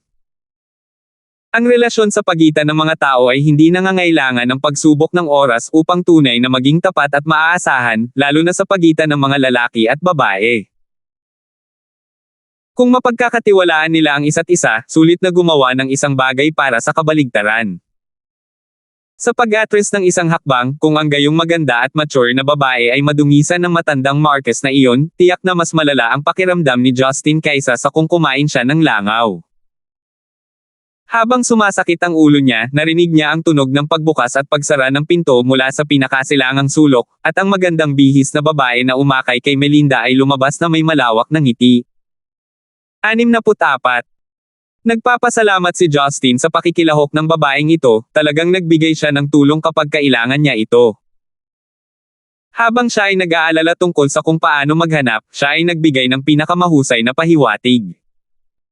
Matapos umalis ang ginang sa pintuan, nagsimula siyang maglakad pabalik sa elevator na nakayuko. Si Justin ay nagpanggap ng isang nakaka-relax na mukha habang siya ay sumulong upang makilala ang ginang. Miss, anong klaseng benepisyo ang natanggap mo? Napahinto ang mga hakbang ng napakarilag na ginang, at maingat niyang itinaas ang ulo para tingnan ang binata na biglang sumulpot. Siya ay mapagbantay na nagtanong, ano ang iyong sinabi? Dahil kamakailan lang ay sumali si Justin sa ULA International, hindi nakilala ng babaeng ito si Justin. Wala akong ibang ibig sabihin miss, kahit hindi ka nakatanggap ng credit dito dapat at least nakatanggap ka ng benefit sa hard work mo. Ang maliit na komisyon na iyong nakuha ay hindi ko aagawin sa iyo. Gayunpaman, sana ay makikipagtulungan ka ng kaunti at tulungan akong kumatok sa pinto ng silid na iyon. Isang napakalinis na ngiti ang ginawa ni Justin. Naningkit ang mga mata ng ginang, at sa mahinang boses ay sinabi niya, sinundan mo ako. Hindi ka ba natatakot na tumawag ako ng pulis? Talagang hindi ako natatakot na tumawag ka ng pulis. Sabi ni Justin. Baliw ka. Hindi na pinansin ng ginang si Justin, at kinakabahang sinubukang umalis. Halatang hindi siya pakakawala ni Justin, bigla niyang hinawakan ang isa sa mga braso ng babae at hinaila siya ng malakas sa kanyang yakap. Dahil nagkaroon siya ng pagkakataon, hinawakan ng mga kamay nito ang kanyang mga suso at kinurot ang dalawang bukol ng malambot na kulay rosas na laman. Ikaw. Parehong natakot at nagalit ang ginang, naramdaman na lamang niya na ang kanyang mga bulubundukin ay ganap na natatakpan, na nagpapahiya sa kanya. Masyadong malakas ang lalaking ito, hindi niya ito kayang itapon. Para siyang gawa sa bakal. Hayaan mo. Kung hindi, sisigaw ako, kakasuhan kita ng pangmomolestya. Nagbabanta ang ginang bilang huling paraan. Hindi na ito inisip ni Justin at ngumiti, ang kanyang dalawang kamay na nakahawak sa mga bukol ng karne ay nagpalakas pa ng kaunti, hanggang sa puntong ang ginang ay napaungol ng mahina. Ang texture ay hindi natural, pinalaki mo ito tama. Masamang ngumiti si Justin at sinabing, maaari kang sumigaw at magdemanda sa akin, ngunit bago mo gawin iyon, huhuberin ko ang lahat ng iyong damit at itatapon ka sa elevator. Wala namang dadaan sa lugar na ito, kaya huwag maliitin ang bilis kung maubad ang mga damit mo. Pagkatapos ay maaari tayong sumakay ng elevator pababa sa unang palapag kung saan sisipain kita sa lobby. Ang lobby sa first floor ay napakaliwanag at engranding lugar na maraming tao, maaari mong i-exhibit ng maayos ang iyong figure doon. Kung hindi ka masaya, pwede kang tumawag ng pulis pagkatapos, I wouldn't even mind. Ang ginawa ko lang ay habarin ang iyong damit, at hindi ko na kailangan pang maupo sa kulungan. Kung gusto mong magsampa ng kaso, ayos lang din sa akin, hindi big deal. Siyempre, dahil gagawin ko ang lahat ng iyon, maaari ko ring gamitin ang aking telepono para kumuha ng litrato o video habang ako ay naririto, gumawa ng pamagat at i-upload ito sa internet, na tinatawag itong, Office Ladies Naked Excursion in the Hotel. Ang ganda ng pangalan na ito, tama ba? Agad na namutla ang mukha ng ginang, kung mangyayari ang mga bagay-bagay sa sinabi ng lalaking ito, kung gayon kahit na makatanggap siya ng kabayaran, tuluyang mawawala ang kanyang katayuan sa lipunan, at makakalimutan niyang muling lumitaw sa lipunan. Galit na galit, sinabi niya, huwag mo akong takutin. Hindi ko nga alam ang sinasabi mo eh. Kung hindi mo ako pakakawalan, sisigaw ako. Hindi ako naniniwalang mayroon ka talagang lakas ng loob na gawin ang anumang bagay sa akin. Napunit ang tunog. Nang marinig niya ang tunog ng pagpunit ng tela, natigilan ang ginang nang makitang napunit na ang kalahati ng kanyang palda, lumantad ang puting pantyhose at ang kanyang makintab na puting balat sa ilalim. Muling umalangaw-ngaw si Justin na may medyo madilim at paos na boses, na may kaunting pagkainip ay sinabi niya, mas mabuting huwag mo nang subukan ang aking pasensya, kung hindi, puputulan ko kung ano ang nasa dibdib mo. Ikaw, ano ang gusto mo? Sa sobrang takot ng babae ay gusto niyang gamitin ang kanyang mga kamay upang takpan ang mga gilid ng kanyang palda, ngunit ang kanyang dalawang kamay ay hindi gumagalaw sa pagkakahawak ni Justin. Habang lumuluha, nakiusap siya, huwag naman, ako, sumusunod lang ako sa utos. Malamig na ngumiti si Justin at sinabing, wala sa mga ito ang mangyayari kung nakipagtulungan ka kanina, kailangan mo lang gawin ang sinasabi ko, at hindi ko gagawing mahirap ang mga bagay para sa iyo. Sa silid, humiga si Melinda sa malambot na kama, halos hindi niya maitayo ang kanyang sarili sa kutsan gamit ang kanyang mga kamay, at nahihirapan siyang imulat ang kanyang mga mata. Nakita niya na hinubaran ni Department Head Marquez ang lahat ng kanyang damit at tanging boxer na lang ang natitira, at nanggigigil ang kanyang mga ngipin habang sinusubukang manatiling gising. Bagamat nanatili siyang mapagmatsyag, hindi niya inaasahan na makikipagsabuatan si Department Head Marquez sa kliyenteng orihinal na dapat niyang makilala ngayon, at dinaya siya sa lugar na ito. Ang imposibleng bantayan ay habang nasa sasakyan, ang babaeng iyon, ang kasabwat ng kontrabida, ay nagabot ng isang bote ng mineral water na nilagyan ng gamot na pampatulog. Nadama ni Melinda na ang paraan na naisip niya ay napakasimple. Akala niya ay sapat na mag-ingat lang laban kay Department Head Marquez, ngunit hindi niya akalain na ang kabaligtaran ng partido ay naghanda na ng ganoong kasalanan na bitag, at hinintay siyang pumasok dito. Minsang naisip niya kung paano gustong gawin sa kanya ng pandak at matabang matandang lalaking iyon na may malaking tiyan at kulay abo na buhok sa dibdib ang mga masasakit na bagay na iyon, naramdaman niya mas gugustuhin niyang tumanggap ng kamatayan. Kahit gaano kalakas si Melinda ay hindi niya napigil ang lumuha ang kanyang mga mata. Sa kanyang isip, bigla niyang naisip ang tungkol sa pagtatanong ni Justin sa kanyang destinasyon. Siya ay orihinal na nagbigay ng kaunting pansin sa iyon, at casual na tumugon sa mensahe. Ngunit habang nangyayari ang mga bagay-bagay, sa kabila ng kung gaano kalokohan at hindi makatotohanan ang kanyang tunog, hiniling ni Melinda na ang binata na kakakilala lang niya ay biglang lumitaw na parang bayani sa mga pelikula. Ang pares ng maliliit na mata ni Department Head Marquez ay napuno ng pananasa at kasakiman, pati na rin ang ilang kabaliwan. Nakatingin sa mature na dilag na nakasuot ng office lady skirt suit at may perpektong balangkas ng katawan, itinikom niya ang kanyang mga labi at ipinakita ang isang masamang ngiti na parang nagtagumpay ang kanyang masasamang pukana. Melinda, oh Melinda, akala mo sa pagpapanggap mong dalaga, hindi kita kayang harapin. Walang babaeng hindi ko kayang paglaruan ni Old Marquez sa buhay na ito. Mag-enjoy ka lang ngayon, nagdala pa ako ng video camera dito ngayon. Kapag nahubad ko na ang lahat ng damit mo at kumuha ng magagandang larawan mo sa iba't ibang posisyon, ilalagay ko ito sa aking koleksyon. Naglakad pasulong si Department Head Marquez, at tumingin sa inaantok na si Melinda, ngumiti siya ng masama at sinabing, paggising mo, ipapakita ko ito sa iyo para hanggan mo, at hayaan mong pag-isipan mo kung maglilingkod ba ako o hindi. Sa mga mata ni Melinda, may panlulumo, sakit, at hindi pagkakasundo, ngunit sa huli ay hindi pa rin niya napigilan ang antok na dulot ng droga. Humiga siya sa kama, bumulong ng kaunti, at tuluyang nawala ng malay. Tiningnan siya ni Department Head na may pagnanasa, at akmang susugurin siya at bibitawan ang magandang katawan mula sa mga damit na nakagapos sa kanya, nang tumunog ang doorbell. Sa bugzo ng kawalang kasiyahan, sumimangot si Department Head Marquez, binawi ang kanyang mga kamay, naglakad papunta sa pinto at tumingin sa peephole, nakita niya ang pamilyar na mukha ng napakarilag na babae, at lumuwag. Bumukas ang pinto ng kwarto, at ngumiti ng masama si Department Head Marquez at sinabing, "Ano na? Little naughty fox, hindi naman siguro nagseselos ka at gusto mong pakainin kita ng kargada bago ka pumayag na umalis, di ba?"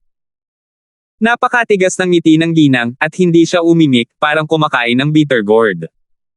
Ngunit dahan-dahan, isang lalaki ang lumakad mula sa gilid. "Ikaw pala." Naging malamig ang ekspresyon ni Department Head Marquez, agad niyang nakilala na ito ang lalaking nagpahiya sa kanya sa koridor ng kumpanya, ang lalaking sumire sa kanyang mga plano. Bakit siya biglang susulpot dito? Sa pag-iisip sa mahalagang puntong ito, mabilis na nag-react si Department Head Marquez, binawi niya ang kanyang ulo at sinubukang isara ng mabilis ang pinto. Voller Translations. Bam! Ang kamay ni Justin ay mabangis na dumaikit sa pinto, dahilan upang ang matabang katawan ni Department Head Marquez ay bumagsak pabalik sa kwarto sa kanyang puwitan, at sa carpet. Ang iyong saloobin ay hindi sapat na pala kaibigan, Department Head Marquez. Voller Translations. Malalim na ngumiti si Justin, hinayla ang napakagandang babae sa silid, at isinara ang pinto habang nandoon siya. 65. Sa sakit ng kanyang puwitan, si Department Head Marquez ay napaupo sa lupa sa gulat. Ang lahat ay tila perpekto sa isang sandali lamang ang nakalipas, na walang isang butas sa plano. Ang natitira na lang ay haborin si Melinda, kumuha ng isang grupo ng mga larawan, kumuha ng video, at ang babaeng ito. Isa sa mga pinakasikat na dilag ng kumpanya ay pag-aari niya. Ngunit, bakit biglang sumulpot dito ang jinx na to? Ano ang sinusubukan mong gawin? Sino ang nagbigay sa iyo ng pahintulot na pumasok? Maingat na umatras si Department Head Marquez, at nagsalita ng napakabangis. Itinulak ni Justin ang napakagandang babae sa isa sa mga kama sa silid, at sinulyapan si Melinda na walang malay sa kabilang kama. Nagawa ko ito sa oras. Nakita ni Department Head Marquez na nanatiling tahimik si Justin, dahan-dahan niyang pinulot ang mga damit na hinubad niya, at lumipat patungo sa pintuan. Tiningnan ni Justin ang setup sa silid ng may interes, itong department head na si Marquez ay mukhang isang makaranasang tao, hindi lamang siya nagdala ng iba't ibang mga kagiliw-giliw na laruan sa sex, naghanda pa siya ng isang video camera sa isang tripod, at naglagay ng isang digital camera sa kama. Siya ay isang tunay na propesyonal. Nang makita si Department Head Marquez na palihim na naglalakad papunta sa pintuan, ngumiti si Justin habang ginagamit niya ang isang kamay para hadlangan si Department Head Marquez na sumulong. Geez, Department Head Marquez, hindi pa nagsisimula ang mahusay na dula, bilang lalaking bida hindi ka maaaring umalis. Anong magandang laro? Nauutal na tanong ni Department Head Marquez. Nagpout si Justin, at itinuro ang video camera at sinabing, kung ano ang gusto mong kunan kanina, hindi pa huli ang lahat para simulan ang paggawa ng pelikula ngayon. Tahimik na tumitig si Department Head Marquez, at agad na nagsalita sa isang kawili-wiling na gulat na paraan, hindi kaya, brat, gusto mo ring paglaruan ang babaeng ito na may apelyidong Brown. Oo naman. Hanggat itinatago mo ito, magagawa natin siya ng magkasama. Habang nagsasalita siya ay muling kumikinang ang kanyang mga mata. Pinag-isipan din niya ito ng mabuti, dahil nalantad na ang plano, kung gayon ang paghila kay Justin upang maging kasabwat ay isang magandang pagpipilian din. Salamat sa iyong mabuting hangarin na Department Head Marquez, gayunpaman ay hindi ko nais na lumahok sa shooting ng isang mahusay na art film na tulad nito. Si Justin ay gumawa ng kakaibang ngiti at sinabing, bukod dito, ang babaeng bida ay hindi si Melinda, ito ay siya. Habang sinasabi niya iyon, itinuro ni Justin ang napakagandang babae na tahimik na parang sikada sa taglamig. Naniniwala ako na dapat na pamilyar si Department Head Marquez sa babaeng ito, kung magsasama kayong dalawa, tiyak na magiging parang makalangit na kidlat na tumatama sa isang bulkan, at ito ay magiging isang kamangha-manghang palabas. Ang ekspresyon ni Department Head Marquez ay lubos na nagbago, at sa pagsisimula ay sinabi niya, pinagbabantaan mo ako. No no no, I just want to keep a memento of department head ma strong and healthy body. Kung banta man ito o hindi, depende iyon sa kung I-provoke ako o hindi ni Department Head Marquez in the future, o I-provoke ang iba pang mga kasamahang babae sa tabi ko. Sabi ni Justin na may hindi nakakapinsalang ngiti. Imposible. Mas mabuting lumabas ka na ngayon. May mga kilala akong tao sa underworld, mag-ingat ka dahil tatawag ako ng mga tao para makuha ka. Pa. Nang hindi na hinintay na matapos magsalita si Department Head Marquez, sinampal ni Justin ang kanyang mukha. Matapos bigla ang tamaan, ang Department Head na si Marquez ay nakakaramdam lamang ng nakakapasong sakit, na tinakpan ang kanyang kaliwang pisngi, idinilat niya ang kanyang mga mata at hindi maisip na itinuro ang kanyang daliri kay Justin. Nang may nanginginig na boses ay sinabi niya, "Ikaw. You dare hit me." Pa. Isang mas malakas na sampal ang dumapo sa kanang pisngi ni Department Head Marquez, at may lumabas na pulang tatak ng kamay. Wala akong oras para kausapin ka, simulan mo na. Kung hindi mo susundin ang mga utos ko na gawin ang ilang bagay sa babaeng ito, hahampasin pa kita hanggang sa pumayag ka. Ikaw basta. Pa. Sinusubukang magsalita ni Department Head Marquez, at muling nakatanggap ng 2 sampal, dahilan para makakita siya ng mga bituin. Ang kanyang galit ay umabot sa kumukulo habang siya ay malakas na umuungol at umiwas ng kamao, sinusubukang tamaan din ang mukha ni Justin. Ngunit anong uri ng lakas ang mayroon ng isang matandang lalaki na gumugol ng maraming taon sa paglulubog sa kahalayan? Sa sandaling itinaas niya ang kanyang kamay, ang kanyang kaliwang pisngi ay muling tinamaan ng napakabilis na sampal ni Justin. Pa. Sa pagkakataong ito ay mas maraming puwersa ang ginawa, ang Department Head Marquez ay bumagsak sa lupa mula sa sampal na iyon, at kalahati ng kanyang mukha ay namamaga ng husto. Sa sobrang sakit ni Department Head Marquez ay napaluha siya, sa takot ay natakot siya sa isang sulok, huwag kang lalapit sa akin. May backer talaga ako sa underworld. Hindi ko alam kung may backer ka o wala, pero kung hindi ka masunurin maghuhubad ng damit, kailangan kong tulungan kayong dalawa na habarin ito. Sabi ni Justin na may ngiti na hindi parang ngiti. Ang napakarilag na babae sa kama ay natakot na nang makita ang karaniwang mayabang at mapang utos na department head na si Marquez na nambugbog hanggang sa punto na malamang na hindi siya makilala ng kanyang mga magulang, nanginginig niyang niyakap ang kanyang mga tuhod, tinitingnan si Justin ng may takot. Nabalot ng malamig na pawis ang noo ni Department Head Marquez, gusto niyang lumaban, ngunit hindi kalaban ni Justin. Hindi makatakas, nakaramdam siya ng kawalan ng pag-asa sa kanyang puso. Mukhang ayaw makipagtulungan ni Department Head Marquez. Dahan-dahang naglakad si Justin pasulong at iniunat ang kanyang mga kamay, na parang may gagawin siya. Biglang sumigaw si Department Head Marquez, "Stop!"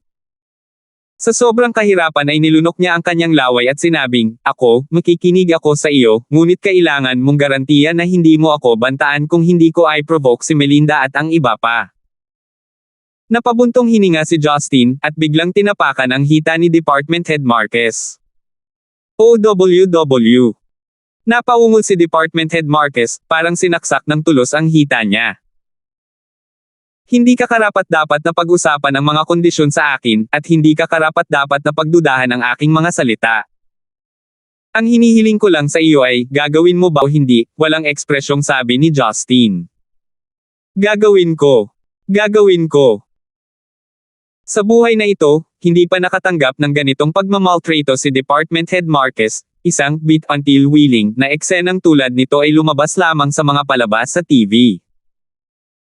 Hindi niya inaasahan na mangyayari ito sa kanyang sarili, sa wakas ay naunawaan niya kung bakit ang mga tao sa mga pelikula ay sumuko pagkatapos na hindi makatiis, ito ay tunay na nakakatakot.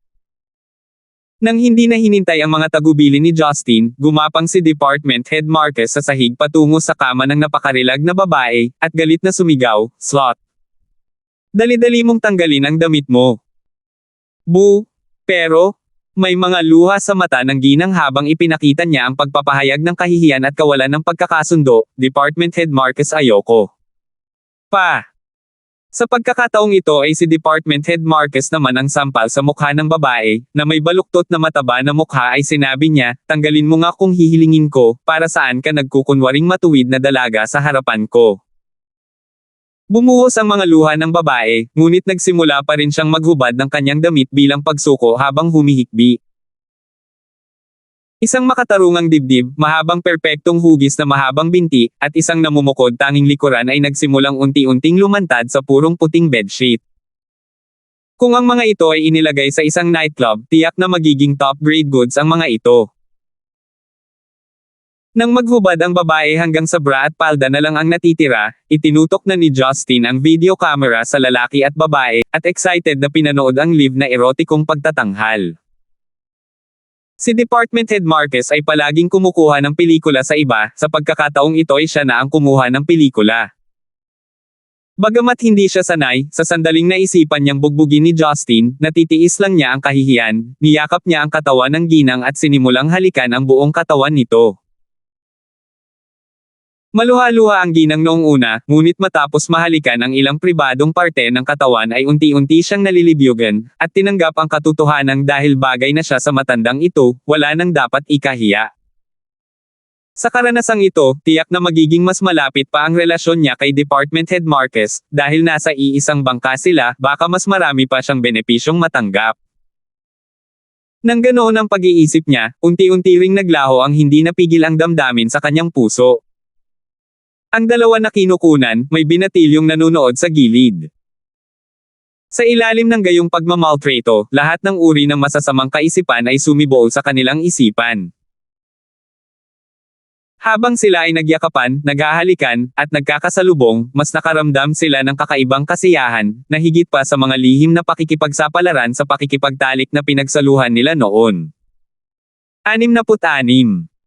Naramdaman ni Department Head Marquez ang init ng buong katawan.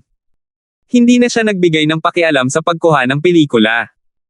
Ang kanyang malaking bibig ay nagsimulang kumagat sa buong katawan ng ginang.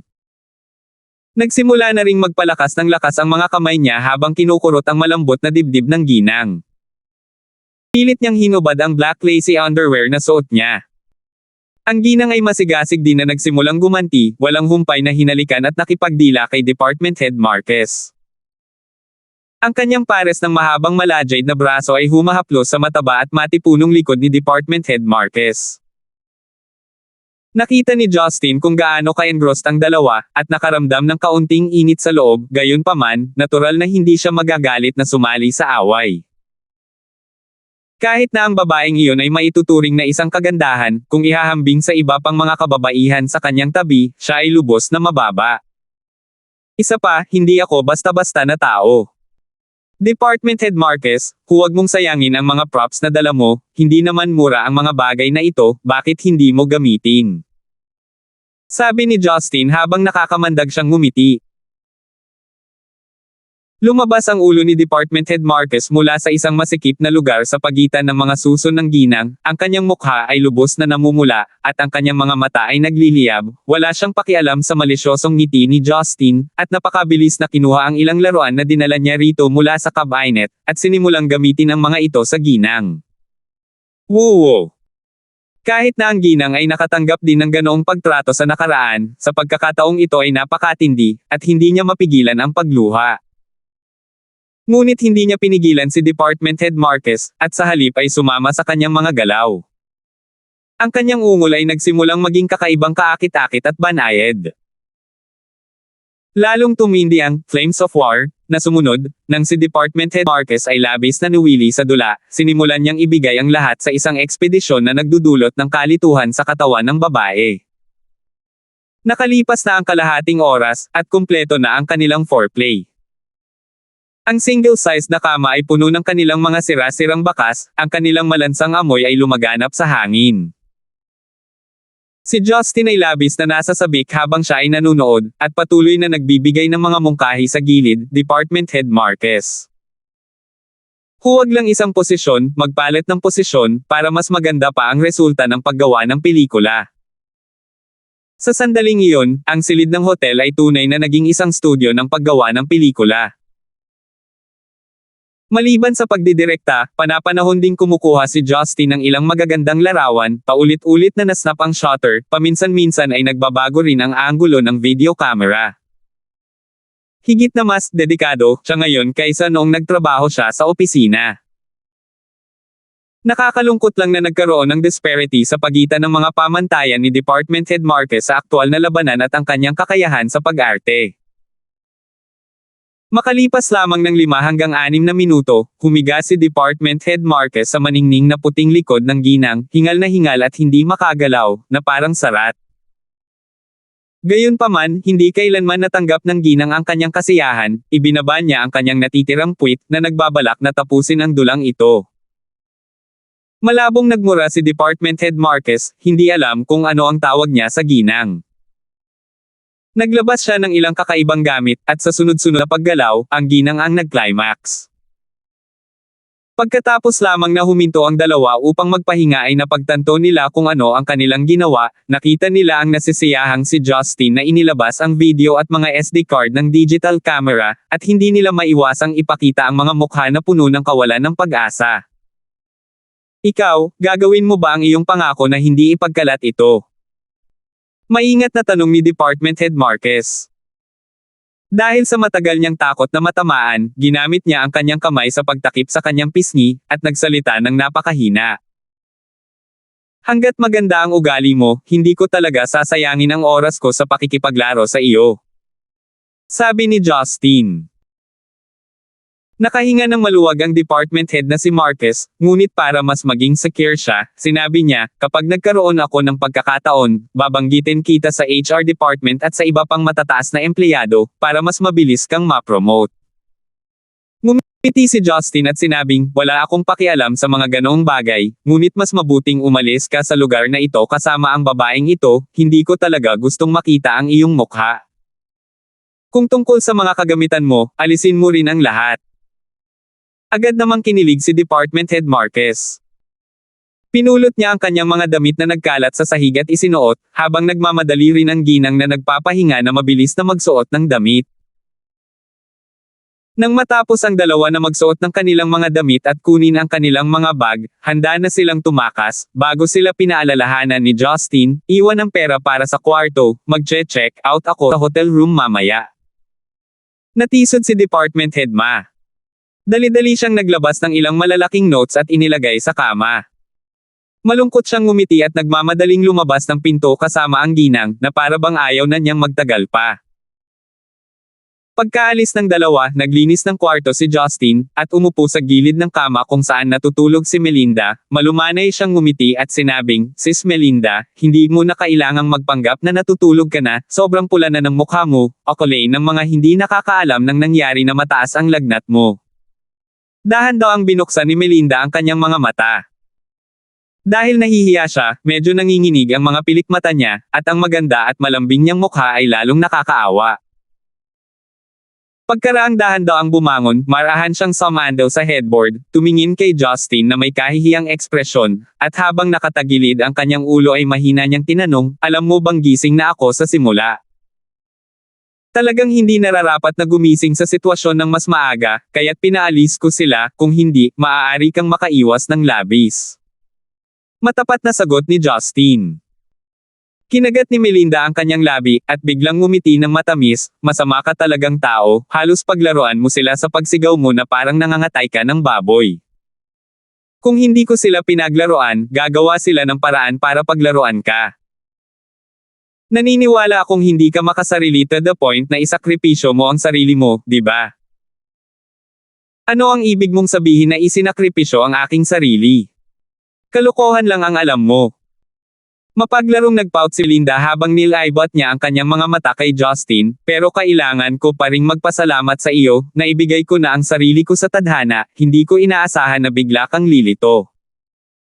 Para kay Melinda, ang mga pagbabago sa kanyang mga mata ay talagang napakabilis, parang ang hitsura ni Justin ay direktang hinayla siya palabas mula sa kailaliman ng kailaliman at papunta sa langit.